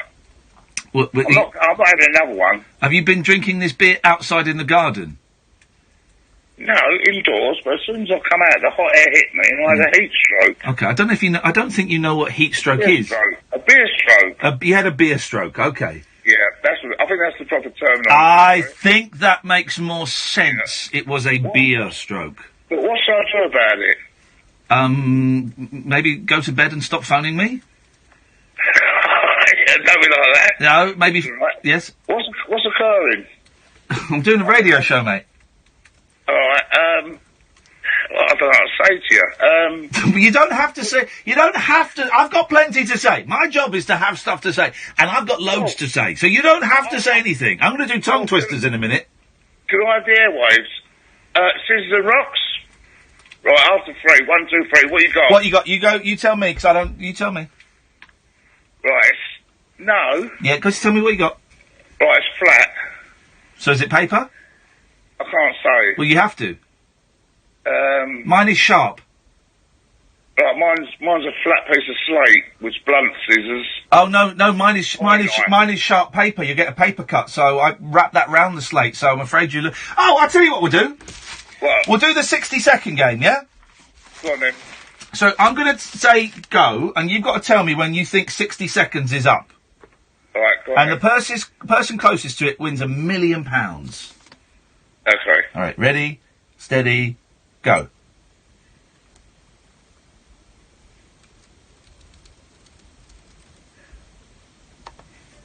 Are we out talking in 60 seconds? If you think it'll help you. All right. 1 and 2 and 3 and 4 and 5 and 6, 7, 8 and 9 and 10, 11 and 12, 13 and 14 and 15. That's 30 seconds. 1 and 2 and 3, 4 and 5. I've sussed this end. 7 and 8 and 9, 10 and 11 and 12, 13 and 14 and 15. That's 45 seconds. 1 and 2 and 3 and 4 and 5 and 6 and 7, 8 and 9 and 10. They're talking this at school. Yep. And 1 and 2 and 3 and 4 and 5, 60 seconds. There you go. 60 seconds. Hello? That's 58.42. How the hell? How the hell did He only started counting about 10 seconds after. Because I'm clever. Well, you're in second place. So what do I win? You win nothing. You're in second. How the hell did they? How did you do that? Because you go 1 and 2. That's the second, yeah. But you started. But you were starting and stopping all over the shop. No, I need to start. I thought I counted 15 seconds to myself, and then I spoke the other 45 to you. Yeah. Thanks for calling, Andre. I'm showing the YouTubers 58.42 seconds, second place. That's incredible. That's incredible. So he sort of went, and then he gave up counting and went, yeah, it's about 30. Is that what you would call an idiot savant? Well. A drunk savant? Yeah, half right. What does savant mean? Savant is like... knowledgeable, savant. Right, so the savant. Wise. All right, so it's savant, yeah? So, idiot savant. Mm-hmm. Oh, stupid. So, well, fair play. All right, okay. Well, he's done it. I'm speechless after that. Absolutely. Look, Joe is digging that. Matthew is digging that. Julie, Ollie, Jamie, John. Hero for our times. He really is. As long as it's within a minute. Oh, you can't see my watch. All right. So, there's a thing about tongue twisters. Oh. Can you do tongue twisters? Not do you know really. any? 1 1 was a racehorse, 1 2 was 1 2, 1 1 1 1 race, and 2 1 1 2. No, I didn't know that That's one. a good one. I know she sells seashells on the seashore. Do you? Well, that's it. I can't Oh. go much faster than that. But what's the rest? Because there's more to it than that. She sells seashells on the seashore. by the seashore. If she sells, then it's like another. Otherwise, it's just saying the sentence. Which Yeah. If Like, she sells. another one is, how much oil could a gun boy boil if a gun boy could boil? Gun boy could boil. Boil oil. She sells... Here it is. She sells seashells on the seashore. The shell... I can't even read it. She sells seashells on the seashore. The shells she sells are seashells, I'm sure. For if she sells seashells on the seashore, then I'm sure she sells seashore shells. Oh. So We're it's not all impending, isn't it? We're not doing the woodchuck. No. No, woodchuck you can do. It's pheasant plucker you can't do. We're not doing pheasant plucker. Pheasant plucker's son. Don't even do that. Woodchuck you can do. How much wood would a woodchuck chuck if a woodchuck could chuck wood? A woodchuck would chuck as much wood as a woodchuck could if a woodchuck could chuck wood. Here we go, here's one for you. Frivolously fanciful Fanny fried... Frivolously fanciful Fanny fried fresh fish furiously. Fresh furiously. This is made up. She saw Sharif's shoes on the sofa, but was she so sure those were Sharif's shoes she saw? Sure. Omar Sharif wouldn't leave his shoes on the sofa. He's a gentleman. I bet if he came into your house, he would either have his own slippers or he'd put those little blue plastic things over the shoes if he had a foot infection or something. Omar Sharif. This isn't a tongue twister. This was a comedy act. Ken Dodd's dad's dog's dead.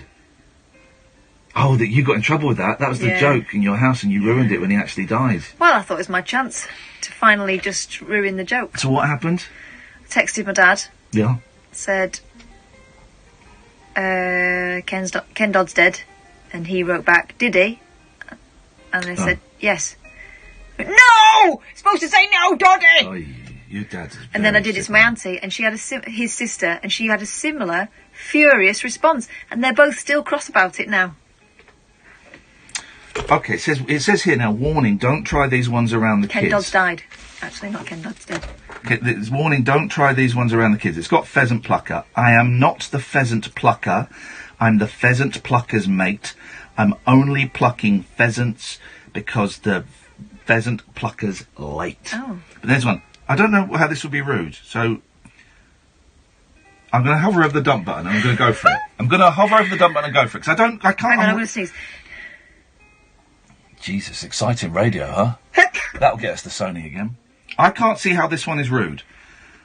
So here's it. I'll do it slowly, then I'll try and do it fast. A smart fella, a fella smart. Oh, you know why. It takes a smart fella to say a fella smart. All right, so fart.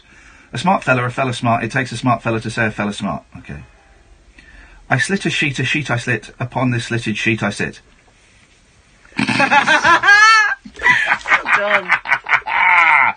Someone who's probably had a shit on a sheet is Gatford. Good evening, Gatford. Hi there. My favourite is Round the Ragged Rock, the Ragged Rascal ran. Go on then, let's hear it, buddy. You have to roll those R's. Yeah. Round the Ragged Rock, the Ragged Rascal ran. Round the Ragged Rock, the Ragged Rascal ran. Round the Ragged Rock, the Ragged Rascal ran. Round the Ragged Rock, the Ragged Rascal ran.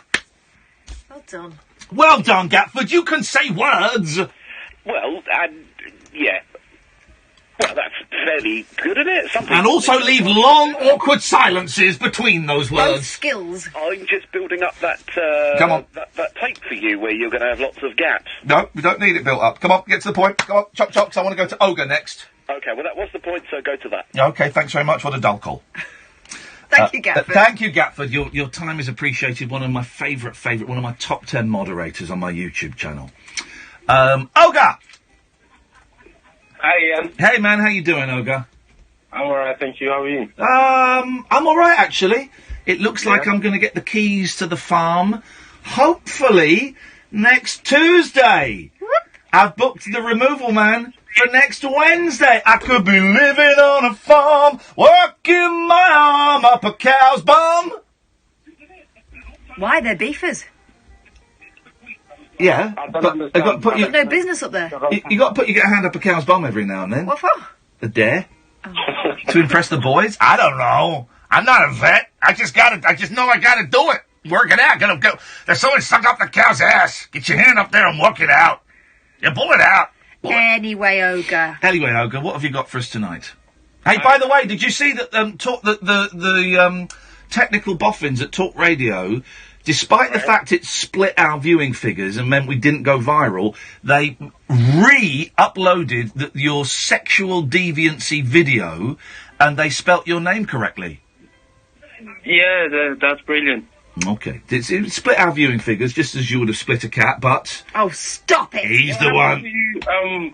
The other day, man, because, like, when I tuned in, there was your colleague and an American female. American female, wanna make love to... I wasn't feeling very well. I wasn't feeling very well. So I had a night off sick, and Catherine is, until further notice, is my official deputy stand-in. So she moves round one seat, and then Katie Puckrick very kindly came in at short notice and filled the other seat. And the hour I heard was barnstorming, breathtaking radio. It was. That's good, wasn't it? They're good. Yeah. If you missed it, guys, you can watch it again on the YouTube channel, you can listen again on the Talk Radio website, or download the podcast. So... Yes. Did you manage to watch the film then? What film was I supposed to watch? Coffee and Cigarettes, the one we spoke about, and then the particular thing with Iggy Pop and Tom Waits and yes. And then you promised me you was going to watch it. I promise you, and I am a man of my word, Olga, and yes, I did watch it. Okay. And before I tell you what my favourite bit was... Go on. Why don't you tell me your favourite bit and your least favourite bit? My favourite bit from the film? Yeah. Keen to hear that and compare it with my favourite bit and least favourite bit. Okay, favourite bit is... Do you remember the two gangsters that were sitting in like a cafe, sort of like a diner, and one of them was going, Lenny, are you drinking coffee and smoking cigarettes? Yes. That's not healthy. Yeah. And then, during the conversation, it was like, did I ever tell you you're like a wise... wise ass. You're a wise ass. You call him a wise ass in the movie. I tell you, you're a wise ass. You're a wise ass. He said that, didn't he? I'm a wisecracker, not a wise ass. Yeah, I'm a wisecracker, not a wise... He says that back. He says, I'm not a wise ass. I'm a wisecracker. And then he smokes it. And it was great because it reminded me of the days when you could smoke inside coffee houses, which you can't do anymore. So I found that scene very, very powerful and very reminiscent of the 90s. It's a 90s movie, isn't it? I think it was. Yeah. I think you'll find I'm right. And I thought that scene was great. I thought it was explosive. I thought they really underplayed it very, very nicely. And I thought the music, you probably didn't notice it, but the music in the background of that scene in particular was absolutely spot on, wasn't it? You're on point tonight. I'll give you that. Thank you, man. No, it's a great film, and I appreciate the recommendation, and I recommend all of my fans watch that movie, listen to Olga's... Have you got anything else that I should watch for the next time you call him? What sort of films do you like? Oh, I like films like Coffee and Cigarettes, the kind of 90s movies with kind of low-key, understated performances. How about Junebug? Have you seen Junebug? Drumbug? Junebug. Junebug! Now, who's in that? That sounds like a great movie. I'm not very good with the name of the actresses because, like, most of the films I see are by... Porno. Well, yeah, I'm an expert at that, but, we're not talking about that right now. Okay. So, basically, most of the films I watch are by people that you don't really know, and, like, you wouldn't really care too much to know about them because it's just about the film. Yeah. And blah, blah, okay. blah. Yeah. So I don't know what you're talking about. Junebug, it's a really, really good one. All right. When do you want me to watch it, Barn? I'll watch it. Whenever you want, I'll call you on my next day off, probably. All right. Whenever All right. Nice one. Hey, by the way, Brexit's going well, isn't it? Theresa May has given that new bloke the sack. Well, that means it's not going too well. Yeah, we're screwed, man. The whole country is being driven into the sea. Yeah. It's good for some people, though. Yeah, it's good for Jacob Rees-Mogg and Nigel Farage. Hey, what's your... I'm getting a kind of slight accent, but what's your family heritage, Olga? I'm West African. Is there... do you think... I want to leave this country, it sucks. If I went to West Africa, do you think I could make it there? They love white people out there. Yeah? Yeah. Could I get a job as a well-paid radio host just talking rubbish there? just as a radio host, you could have a job as the director of the radio station. Whoa! West Africa, I'm coming home. I'm coming to see my people in West Africa. Okay, man. Have a nice rest of the show. Thank you, Olga. Take care. You have a rest. Yes. Do you remember the girl I said I was, you know, in the process with? Yes? Yeah, she's holding on. She's holding on for sex after marriage? No, for me to get back to her because she's on the other line. Hey! You must really love her to take our call first. Yeah, man, have a nice day. You're going to be about to have a nice 5 minutes. Good lads. Yeah. Okay. Listen, guys, the news is coming up with some adverts. Olga's got a perfect way of filling that time. He'll be back by about the time we finish the news. Why don't you go off as well? I'm very happy for you. 03444991000. This is Talk Radio. Talk Radio. Join the Talk Nation. Dial up and Talk Radio. We'll get you talking. The big story of the day on Talk Radio with the Times. Know your Times. Every weekday from 6:30, join Julia Hartley-Brewer for in-depth analysis of the morning headlines. Don't just be informed, be well informed with fearless debate and in-depth opinion from right across the political spectrum. Join me, Julia Hartley-Brewer, for the biggest breaking current affairs stories, top guests and razor-sharp reaction. Get a better quality conversation at breakfast. The big story of the day with Julia Hartley-Brewer on Talk Radio with the Times. Know your Times. Oh, Dad! Mum! Darling! Everyone hates it when their broadband slows down. But with the ultimate speed guarantee only from Vodafone, you get super fast broadband speeds or money off until it's fixed. And our pay monthly customers can get super fast fibre home broadband for only £21 a month. The future is exciting. Ready? Vodafone.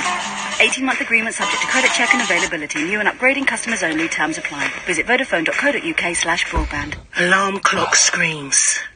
Bleary eyes. Step outside. All quiet. 15 bags. One small hatchback. Try not to wake the neighbours. Kids stir as we lift them in. Faces crease from pillows. Pull out into empty roads. Golden arches. Coffee and bagels for the journey. Over 600 McDonald's open 24 hours. We are awake. Across the UK, online and on No bed, please. Talk Radio on the hour news headlines. Good morning, I'm Danielle Yałowiecka.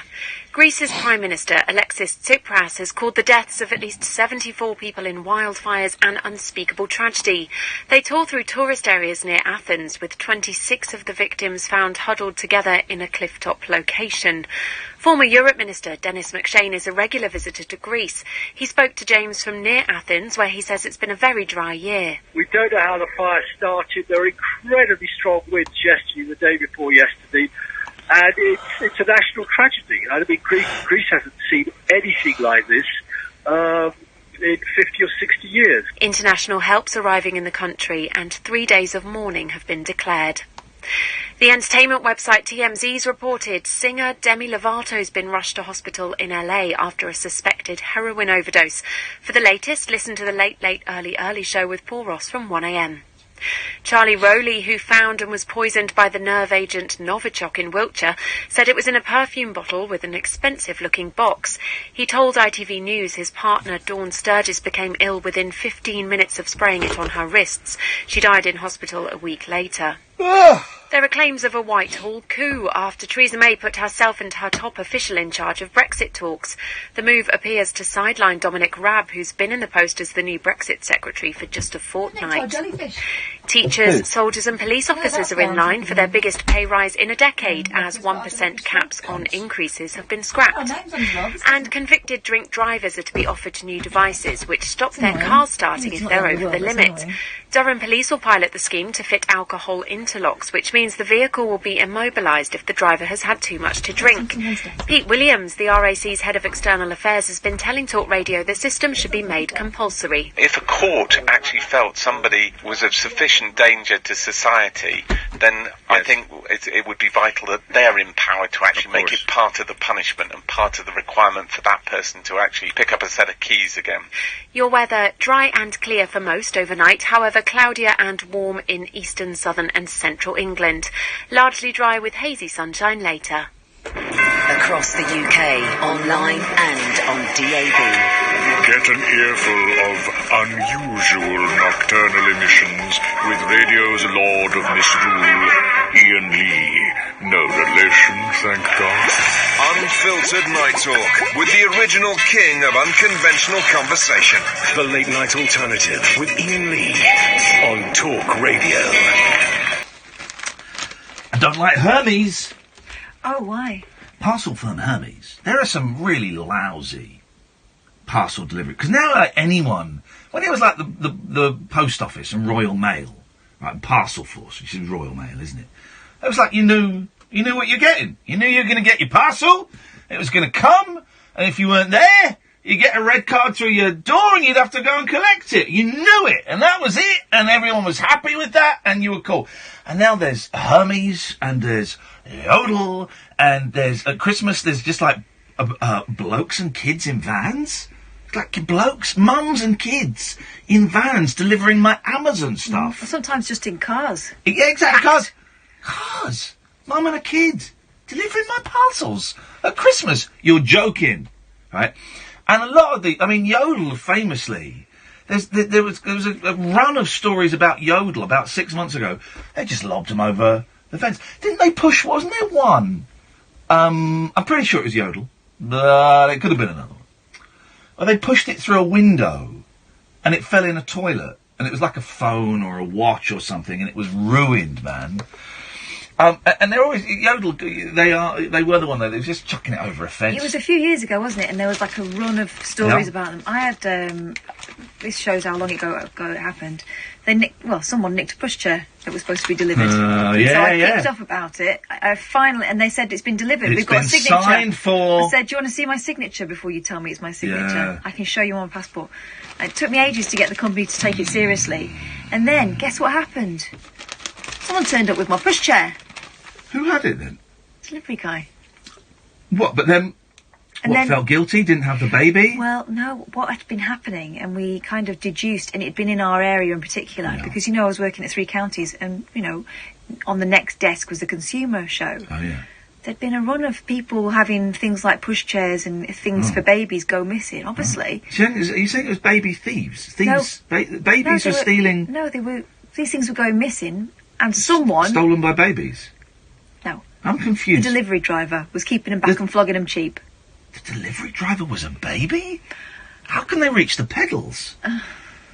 What is going on, Catherine? If you're accusing babies of crimes, you better have some tough evidence.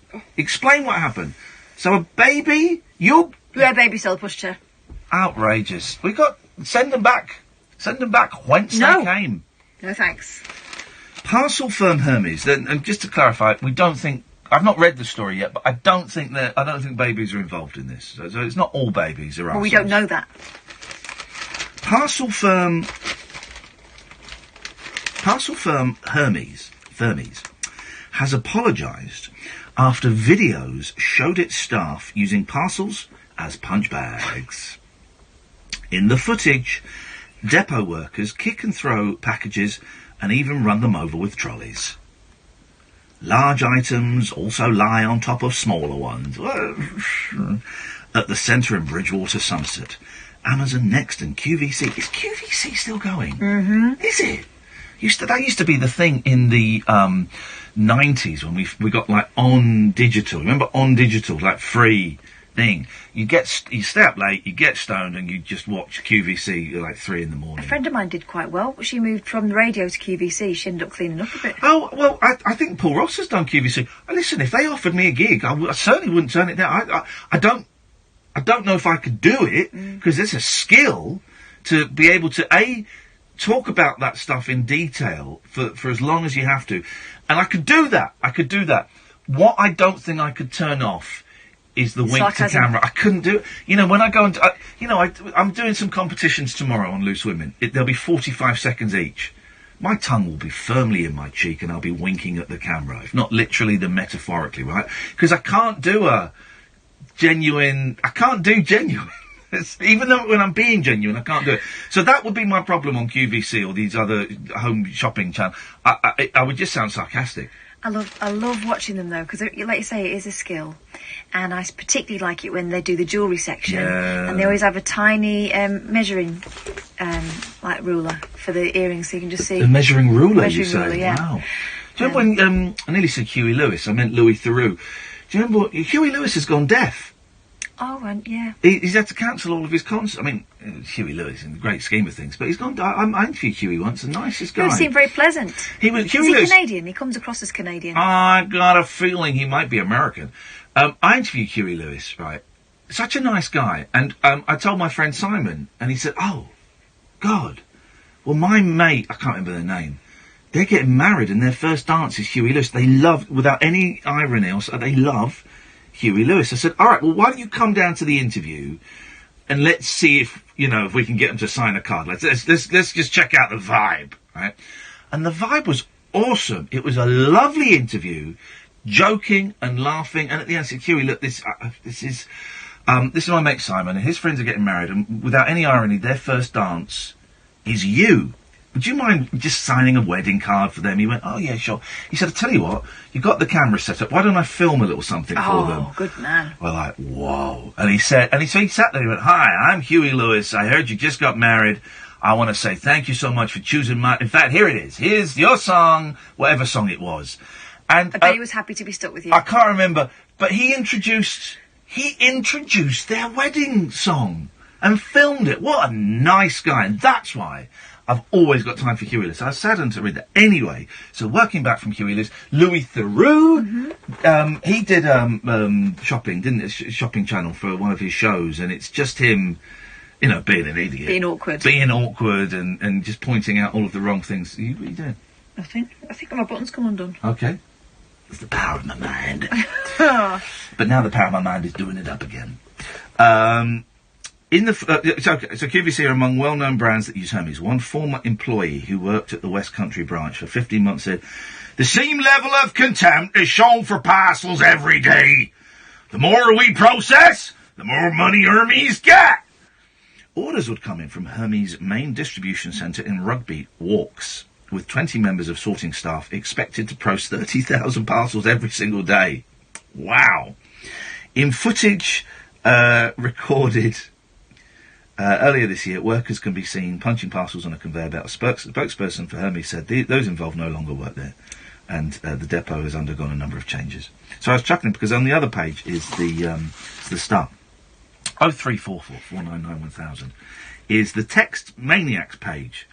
And they always text, "Can you put a picture of a fit bird, because I want to see her." And I can't use Google, basically. And here it just says, "Let's have a pic of Jessie Wallace." So there's a pic of Jessie Wallace. Let's read some of these tweets, shall we, to the start. First of all, do you believe any of these are actually tweets? Yeah, because Pub Lunch... who listens to this show used to tweet, used to get in there. He was also turning up one of my shows drunk and rude, but we've sorted that out. Story. Here we go. This is from Jimmy in Wigan, or Jimmy Wigan, I don't know. "Thank God the two IS terrorist beheading, in capital letters because he's shouting it, thugs are being sent to US and not here, because they'd only be recruiting sat in a cosy cell, watered and fed. Pity the poor people they beheaded can't enjoy that luxury." Next one. This is from Mooseman. "May says let's get on with Brexit deal." Wow! We've been saying that for 2 years!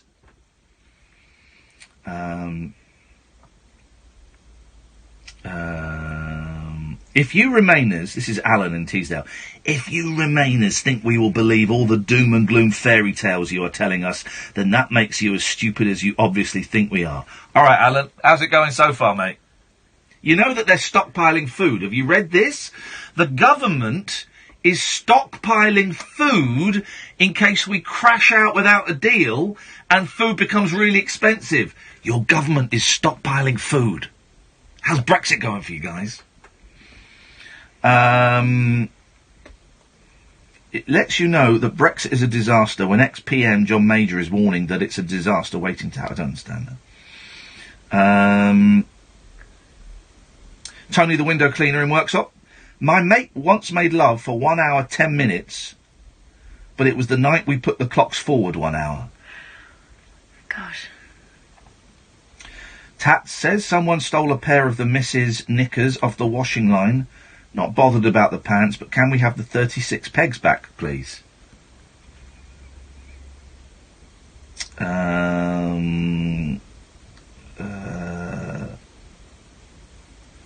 What's this? My boss says if I ever dare mention him in a text, I'm in bother big style. So best not mention Barry the Censored. What is this?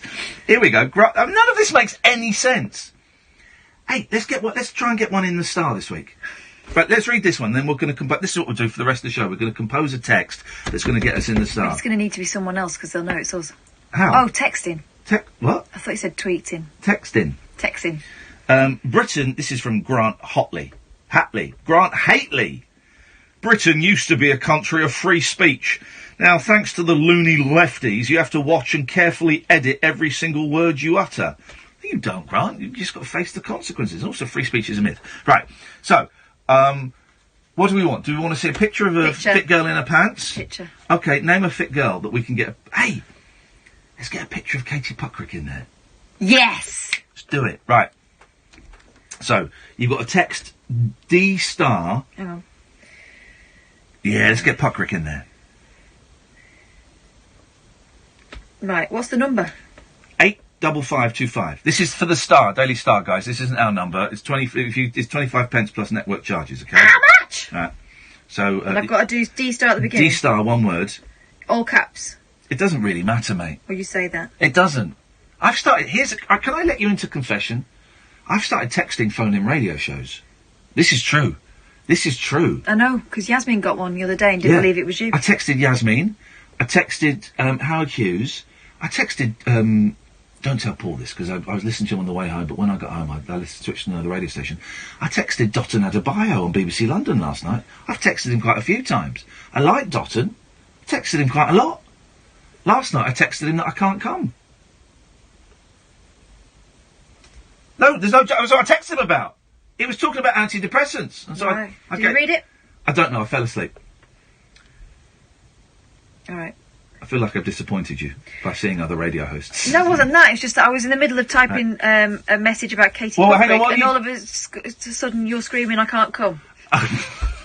What have you texted? How about a picture of 90s babe Katie Puckrick?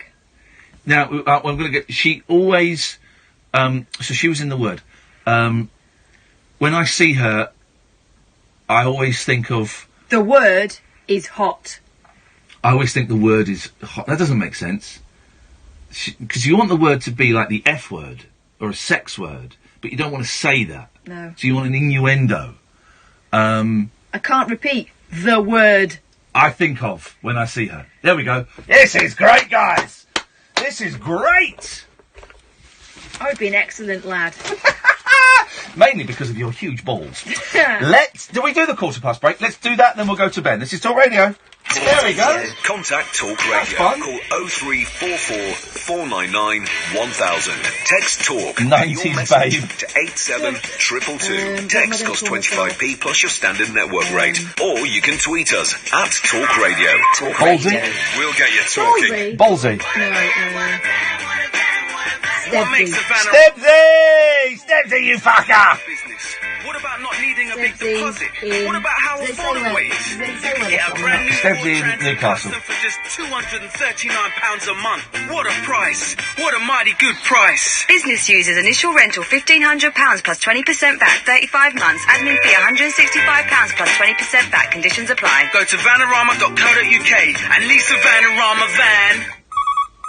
I'll never forget that phone call. Do they do emojis? I used to speak to Mum every Yeah, Wednesday. do a winky face. She'd have to chat. She tried talking to me about organ donation once, and I was like, Mum, why do you want to talk about that? Don't be so morbid. She died soon after. We never did talk about it. And I'll never know if she wants to be an organ donor or not. Words save lives. Don't leave talking to your family until it's too late. Chat to them today. Tell them you want to be an organ Message donor back from and Daily find Star. out what Thanks they for want comment. to. On the outside, I'm Hannah number. Woods, but on the inside, I'm Jessica Ennis-Hill. I can't run the 100-metre hurdles, but now I go running in my lunch break with my friend from work. We keep each other going. So what Jess and I do have in common is the desire to get up and get active in the first place. And that's where my Vitality Life Insurance really helps, by giving me money off gym membership and half price on a lovely new pair of trainers. Take out Vitality Life Insurance today and you could get 40% off monthly gym membership at selected Virgin Active and Nuffield health clubs. Just search Vitality. A gym joining fee, minimum monthly premiums and conditions apply. No rules nocturnal nattering for night birds, nurses, and Nosferatu. Ah, right, cool. The Late Night Alternative with Iain Lee on Talk Radio. 0344 499 1000 here Mondays to Fridays. You can listen to Talk Radio on DAB, download the app or go to talkradio.co.uk. 1 o'clock is Paul Ross. Let's go to Ben. Good evening, Ben. Hello, Ian. How you doing? I'm alright, thanks, Ben. What you got for us? Yeah, no, I've literally just discovered your podcast today. Oh, nice one, man. How did you discover that? Was it like a recommended, or did you how did you find it? Well, I used to listen to you back in the Absolute Radio days. Okay. A few years back. Yeah. And then I lived in Soho for a couple of years when I was working at Kew Gardens. Naughty boy, And yes, I then like it. On my well, I'm in my cab home at the moment, actually. I'm going through Southampton. Hey, nice one, man. And, I'm glad you found us. It's the same old rubbish. No, this sounds mad. Until I Googled your, podcast, your show, Yeah. I didn't actually know what you look like. Well, what was the image? Obviously, I'm a very attractive man. Well, no. When I Googled it, there was a show of yours that from Absolute, but you have no beard. Yeah. And you look about 10 years younger than you do in your Talk Radio. Well, okay. Do you know what? I'm going to take that. You win some, you lose most. No, shut your face, you.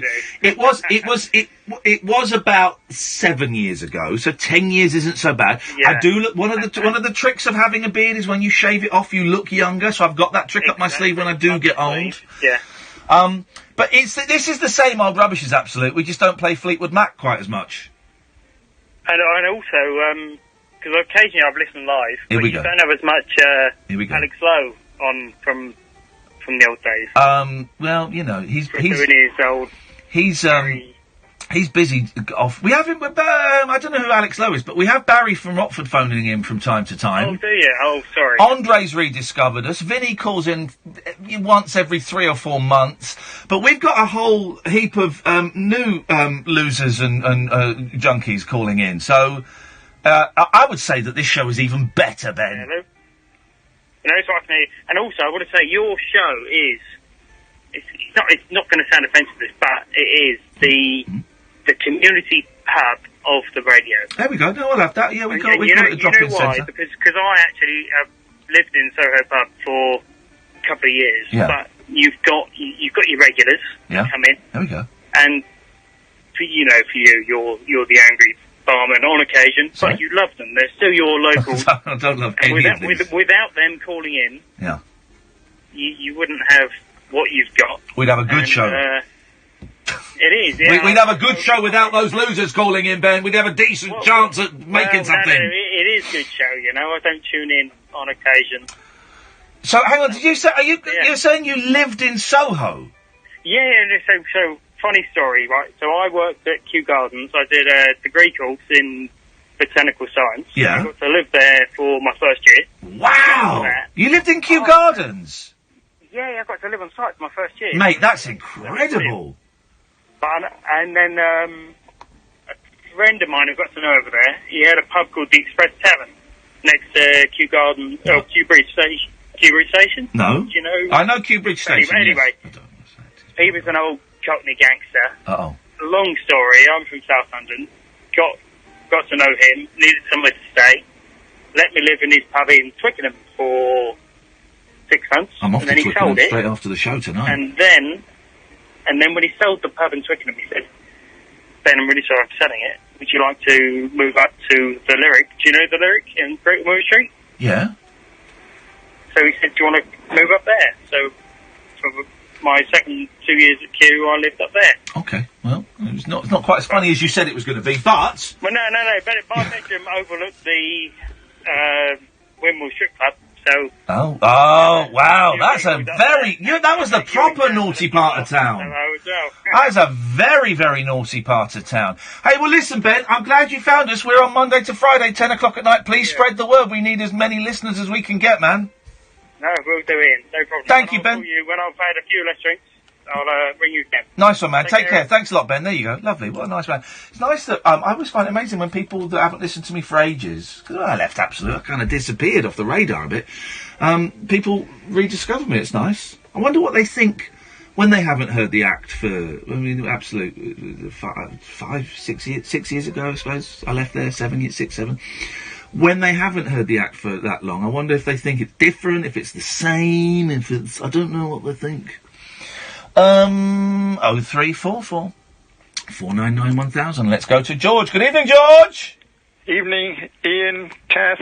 Hi, George. George is sounding perky. Am I? You sound perky. What's going on, man? I just sent you an email. Did you get it? No, because if you've sent it to my Ian at Iain Lee, bizarrely, it takes about 25 minutes for those emails to come through. I don't know why. It's not my fault, but I'm not going to give everybody my private email address. I think I might have sent it earlier as well. It's not come through yet, George, I'm afraid. Hasn't it? No, I'm not lying. I'm actually telling you the truth. Can I read it to you then? Yeah, well, if you've got it, sure. Here we go.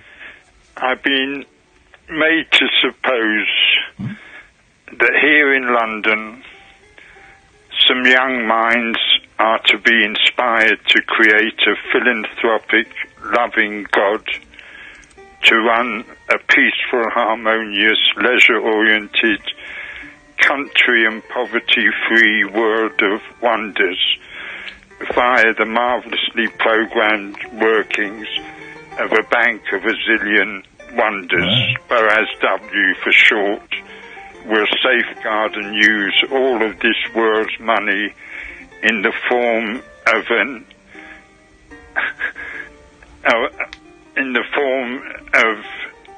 an electronic currency called the Wonder, to guarantee that nobody anywhere can be money poor and everybody everywhere can become money rich.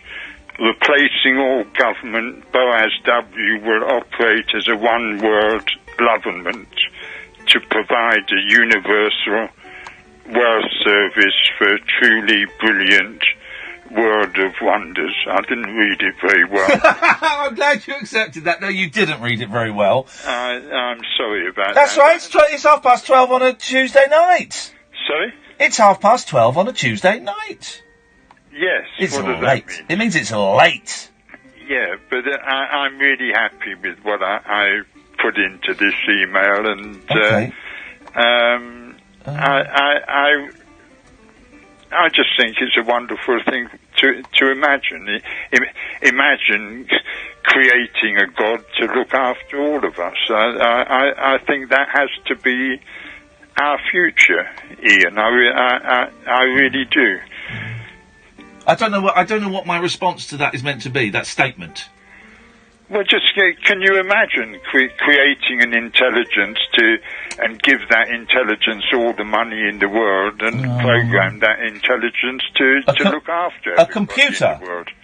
Yes. A computer? No, I don't want to. No, I don't want a computer to look after everybody in the world. That sounds horrendous. Why is it horrendous? Because a computer, a soulless machine, and also if a computer is intelligent enough to do that, it will eventually realise it doesn't need humans. No, you create an incorruptible God, and everybody's corruptible. No, it's programmed to be incorruptible. Yeah, but it's programmed by humans. Yeah, to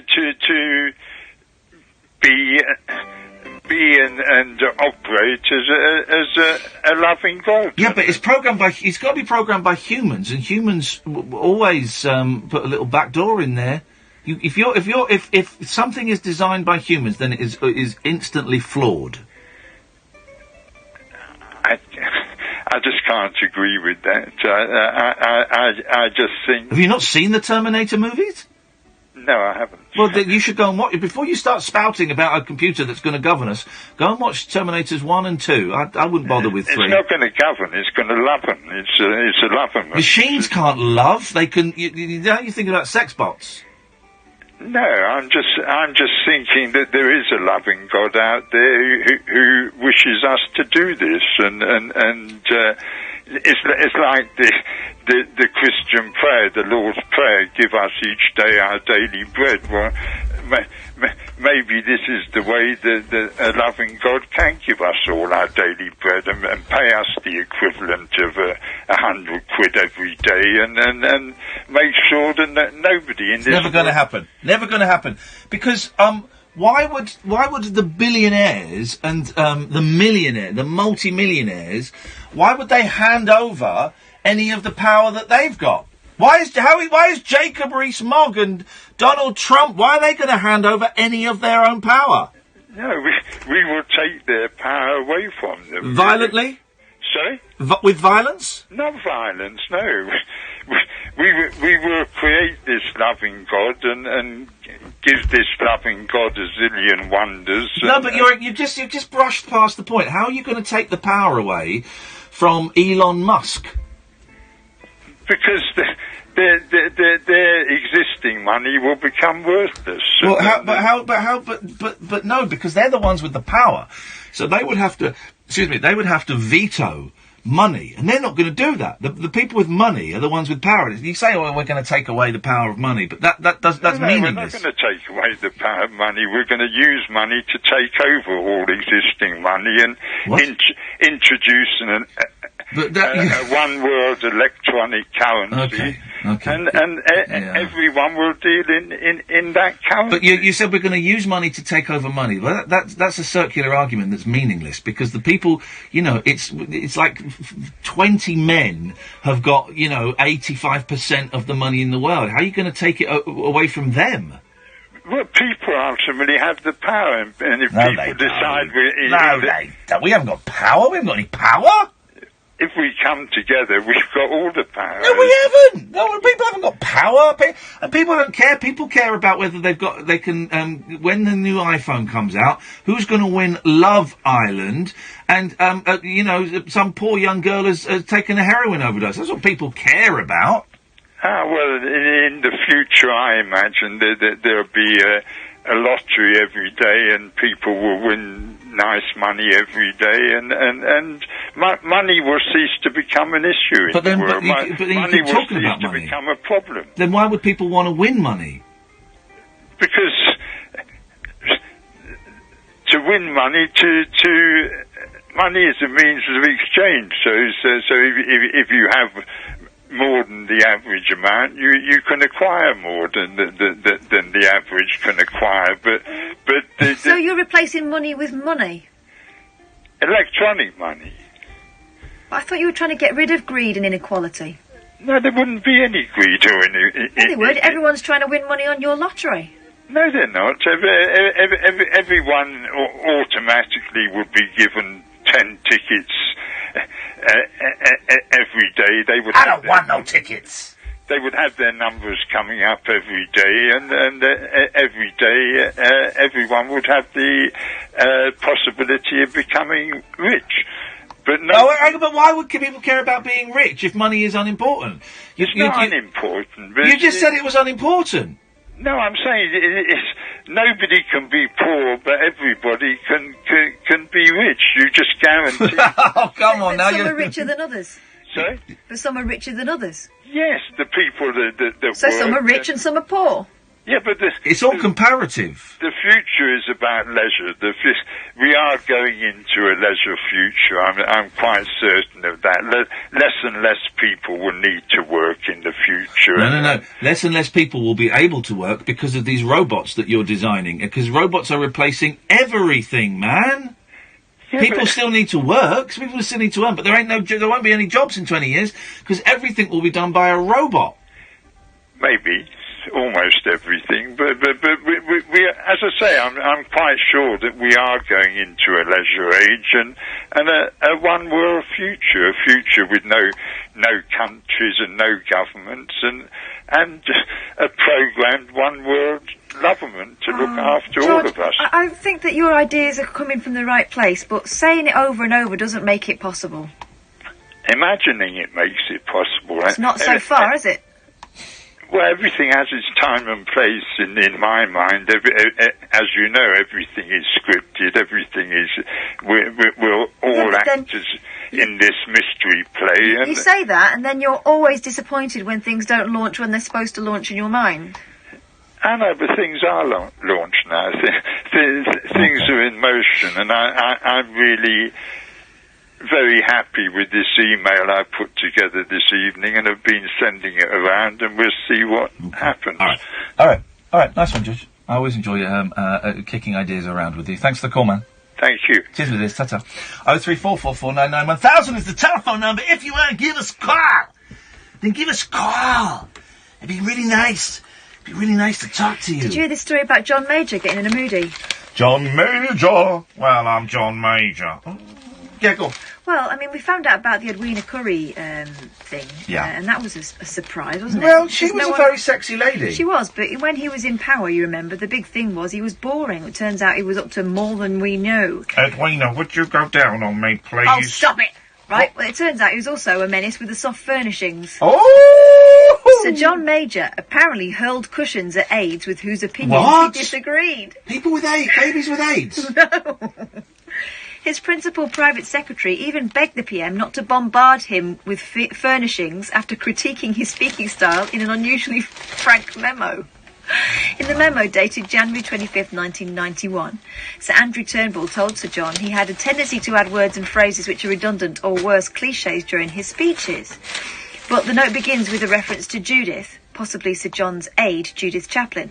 May I, at the risk of having a cushion thrown at me, as was Judith's fate, offer some comments on your speaking style, Sir Andrew writes. I mean, if the worst thing you're worrying about is having a cushion lobbed at you, I, who work with someone who regularly uses the nearest thing to hand, often something quite hard and pointy, to luzz at me to make his point. I wish it was You have made it sound like I push an erection in your face. Wow, no, I never said that. My penis, as you know, is very, very pointy. It's a birth defect. Surgeons from around the world have looked at my penis. If you ever do that, I'll snap it off. And I'm talking about the pens. They have paper. said that you brought up an issue, you brought up a personal issue, and I'm going to address it. I have a pointy penis. And at some point, I'm hoping, it's partly why I did the jungle, was so I could get the deposit towards getting my penis reshaped into more of the kind of the classic bell. At the moment, it looks like a blooming Stanley knife. Very small Stanley knife. 0344 499 1000 the telephone number if you want to give us a call. This is Talk Radio. I'm on the hit. Across the UK, online and on DAB. Access all radios. Talk Radio.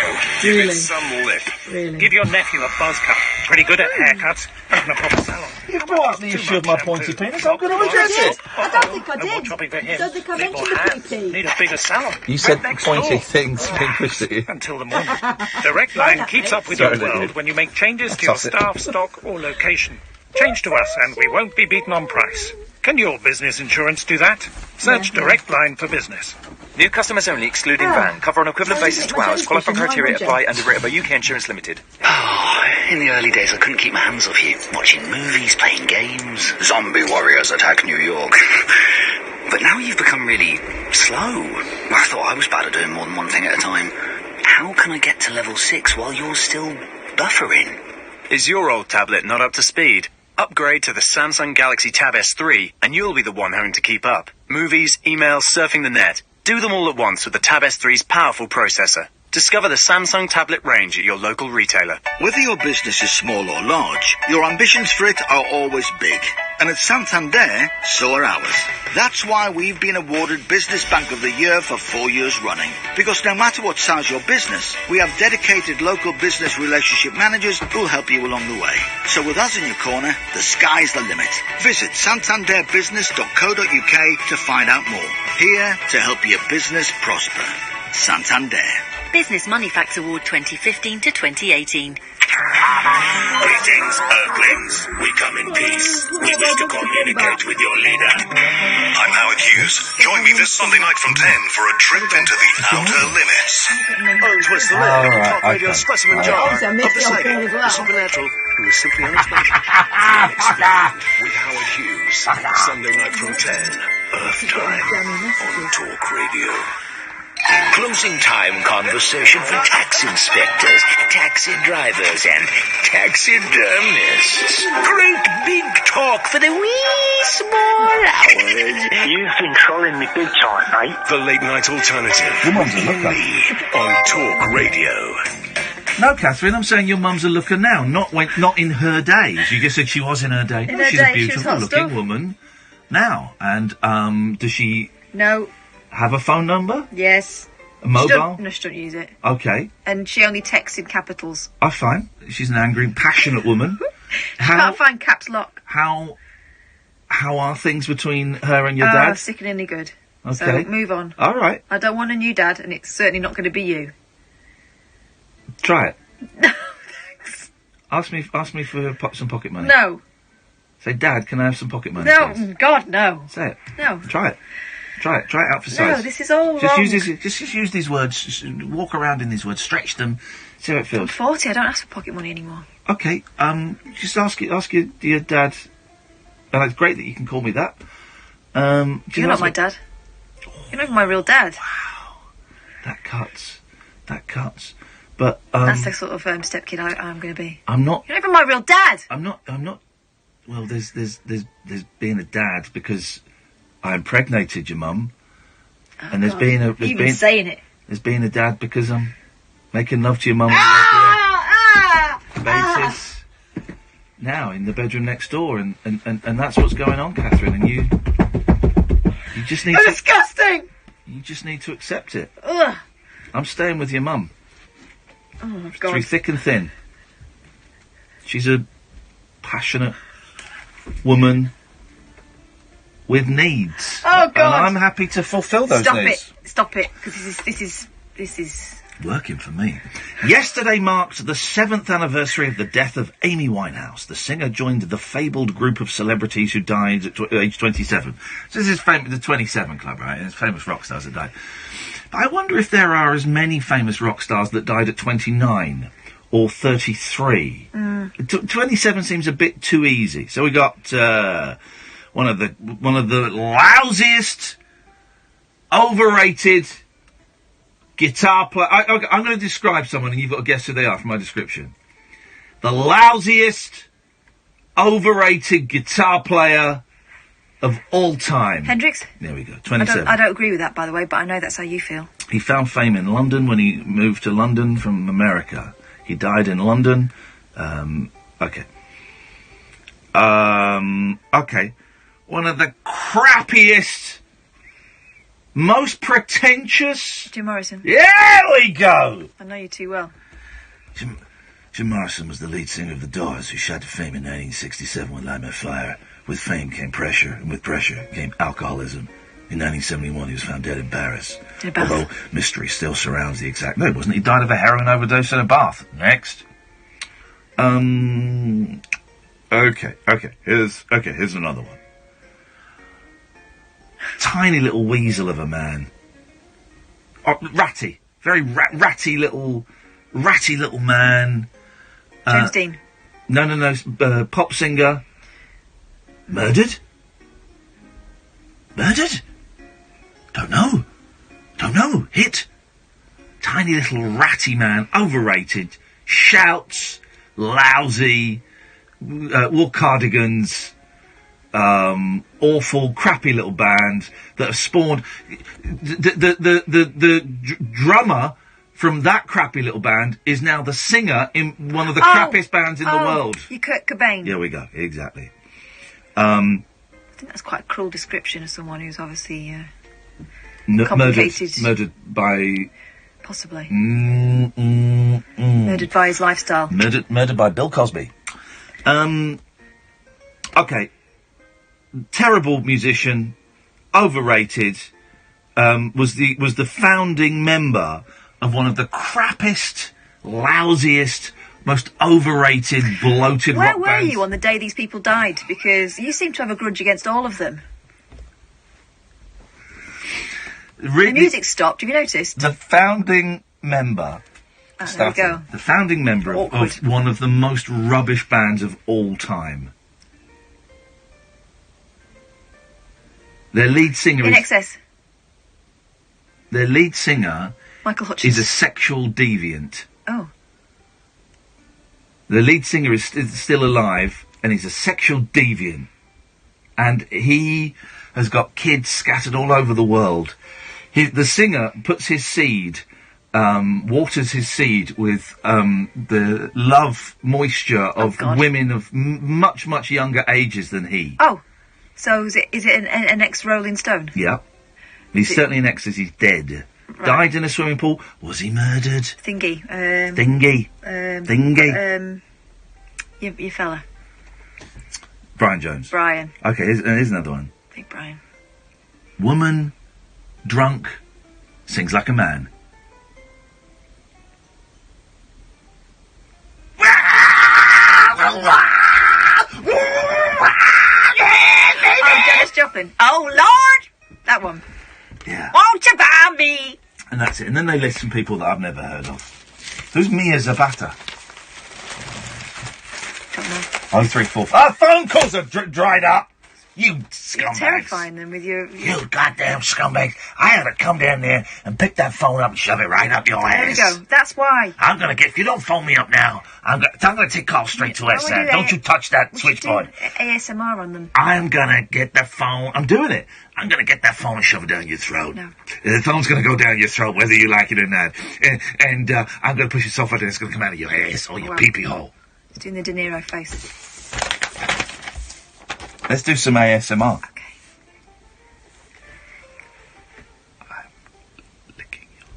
No, it doesn't have to be sexy like that.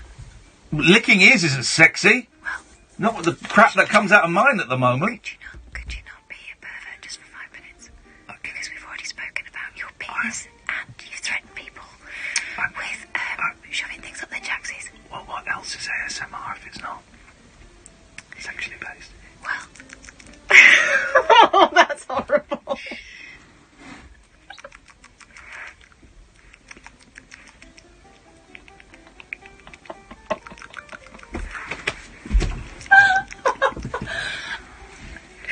Please stop doing that, because it makes me... Stop it. I'm just making... These aren't even sexy. I know, but I really need the loo when you're making me laugh too much. Piddle by the microphone. Put the microphone in the toilet. No, certainly not.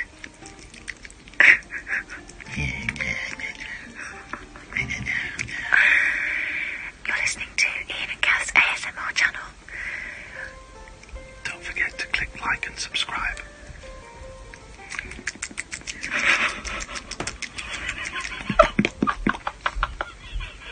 You're not taking it seriously. Stop it. Stop doing those weird noises. You do something then. I'm seeing you driving this. Okay. I'm now going to clean out your ears. That's what they do, isn't it? You just told me off for doing that. I'm not doing it with my tongue or any body part. I'm going to use a cotton bud. You have to have a cotton bud then to do it. Okay, let's pretend. No, you can't pretend. You have to do it. They don't know this. So I'm just going to do your left ear if you just want to move over. Oh, look at all that in there, you dirty monkey. Right, let's do the other ear. With my penis? No. It's sharp, but I can blunt it. Okay, well, you do it then. If you're so good. No, you do it. You're fine. You do it. I can't. It's fine. You do. I'm not gonna. My. Let's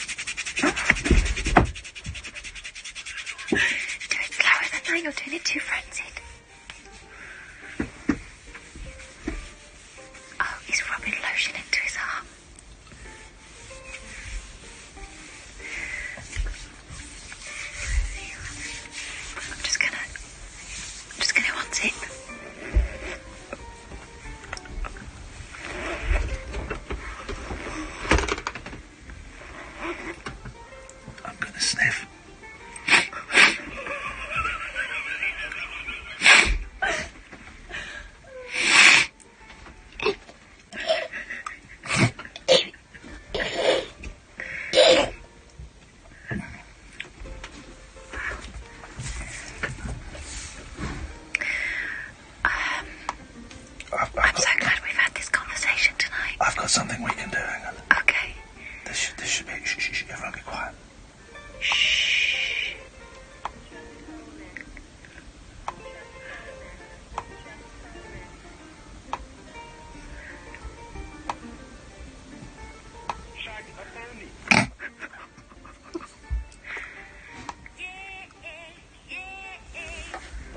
I'm gonna play with my beard.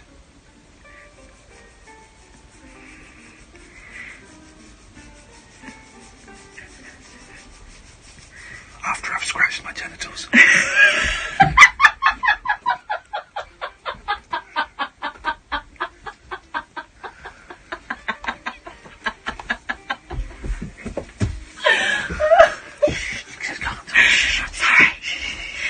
Sorry. I'm gonna click my knuckles. Okay.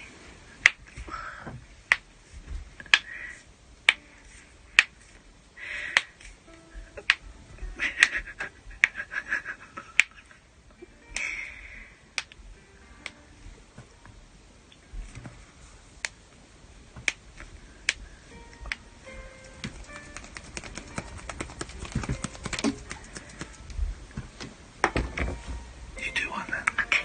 I'm gonna.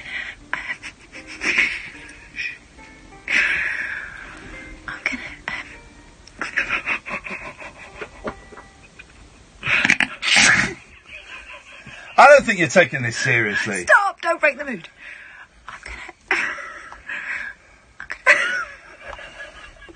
You're not taking it seriously. I'm gonna slap my cheeks.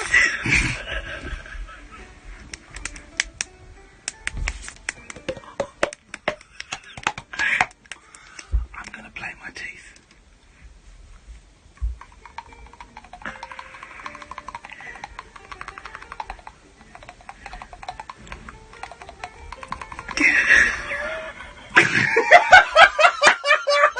That's Paul Ross! Suddenly I feel a bit stupid. Let's get him to come in and do one. This is the, Paul, this is the future. This is the thing, you've heard these ASMR... Shh, whisper.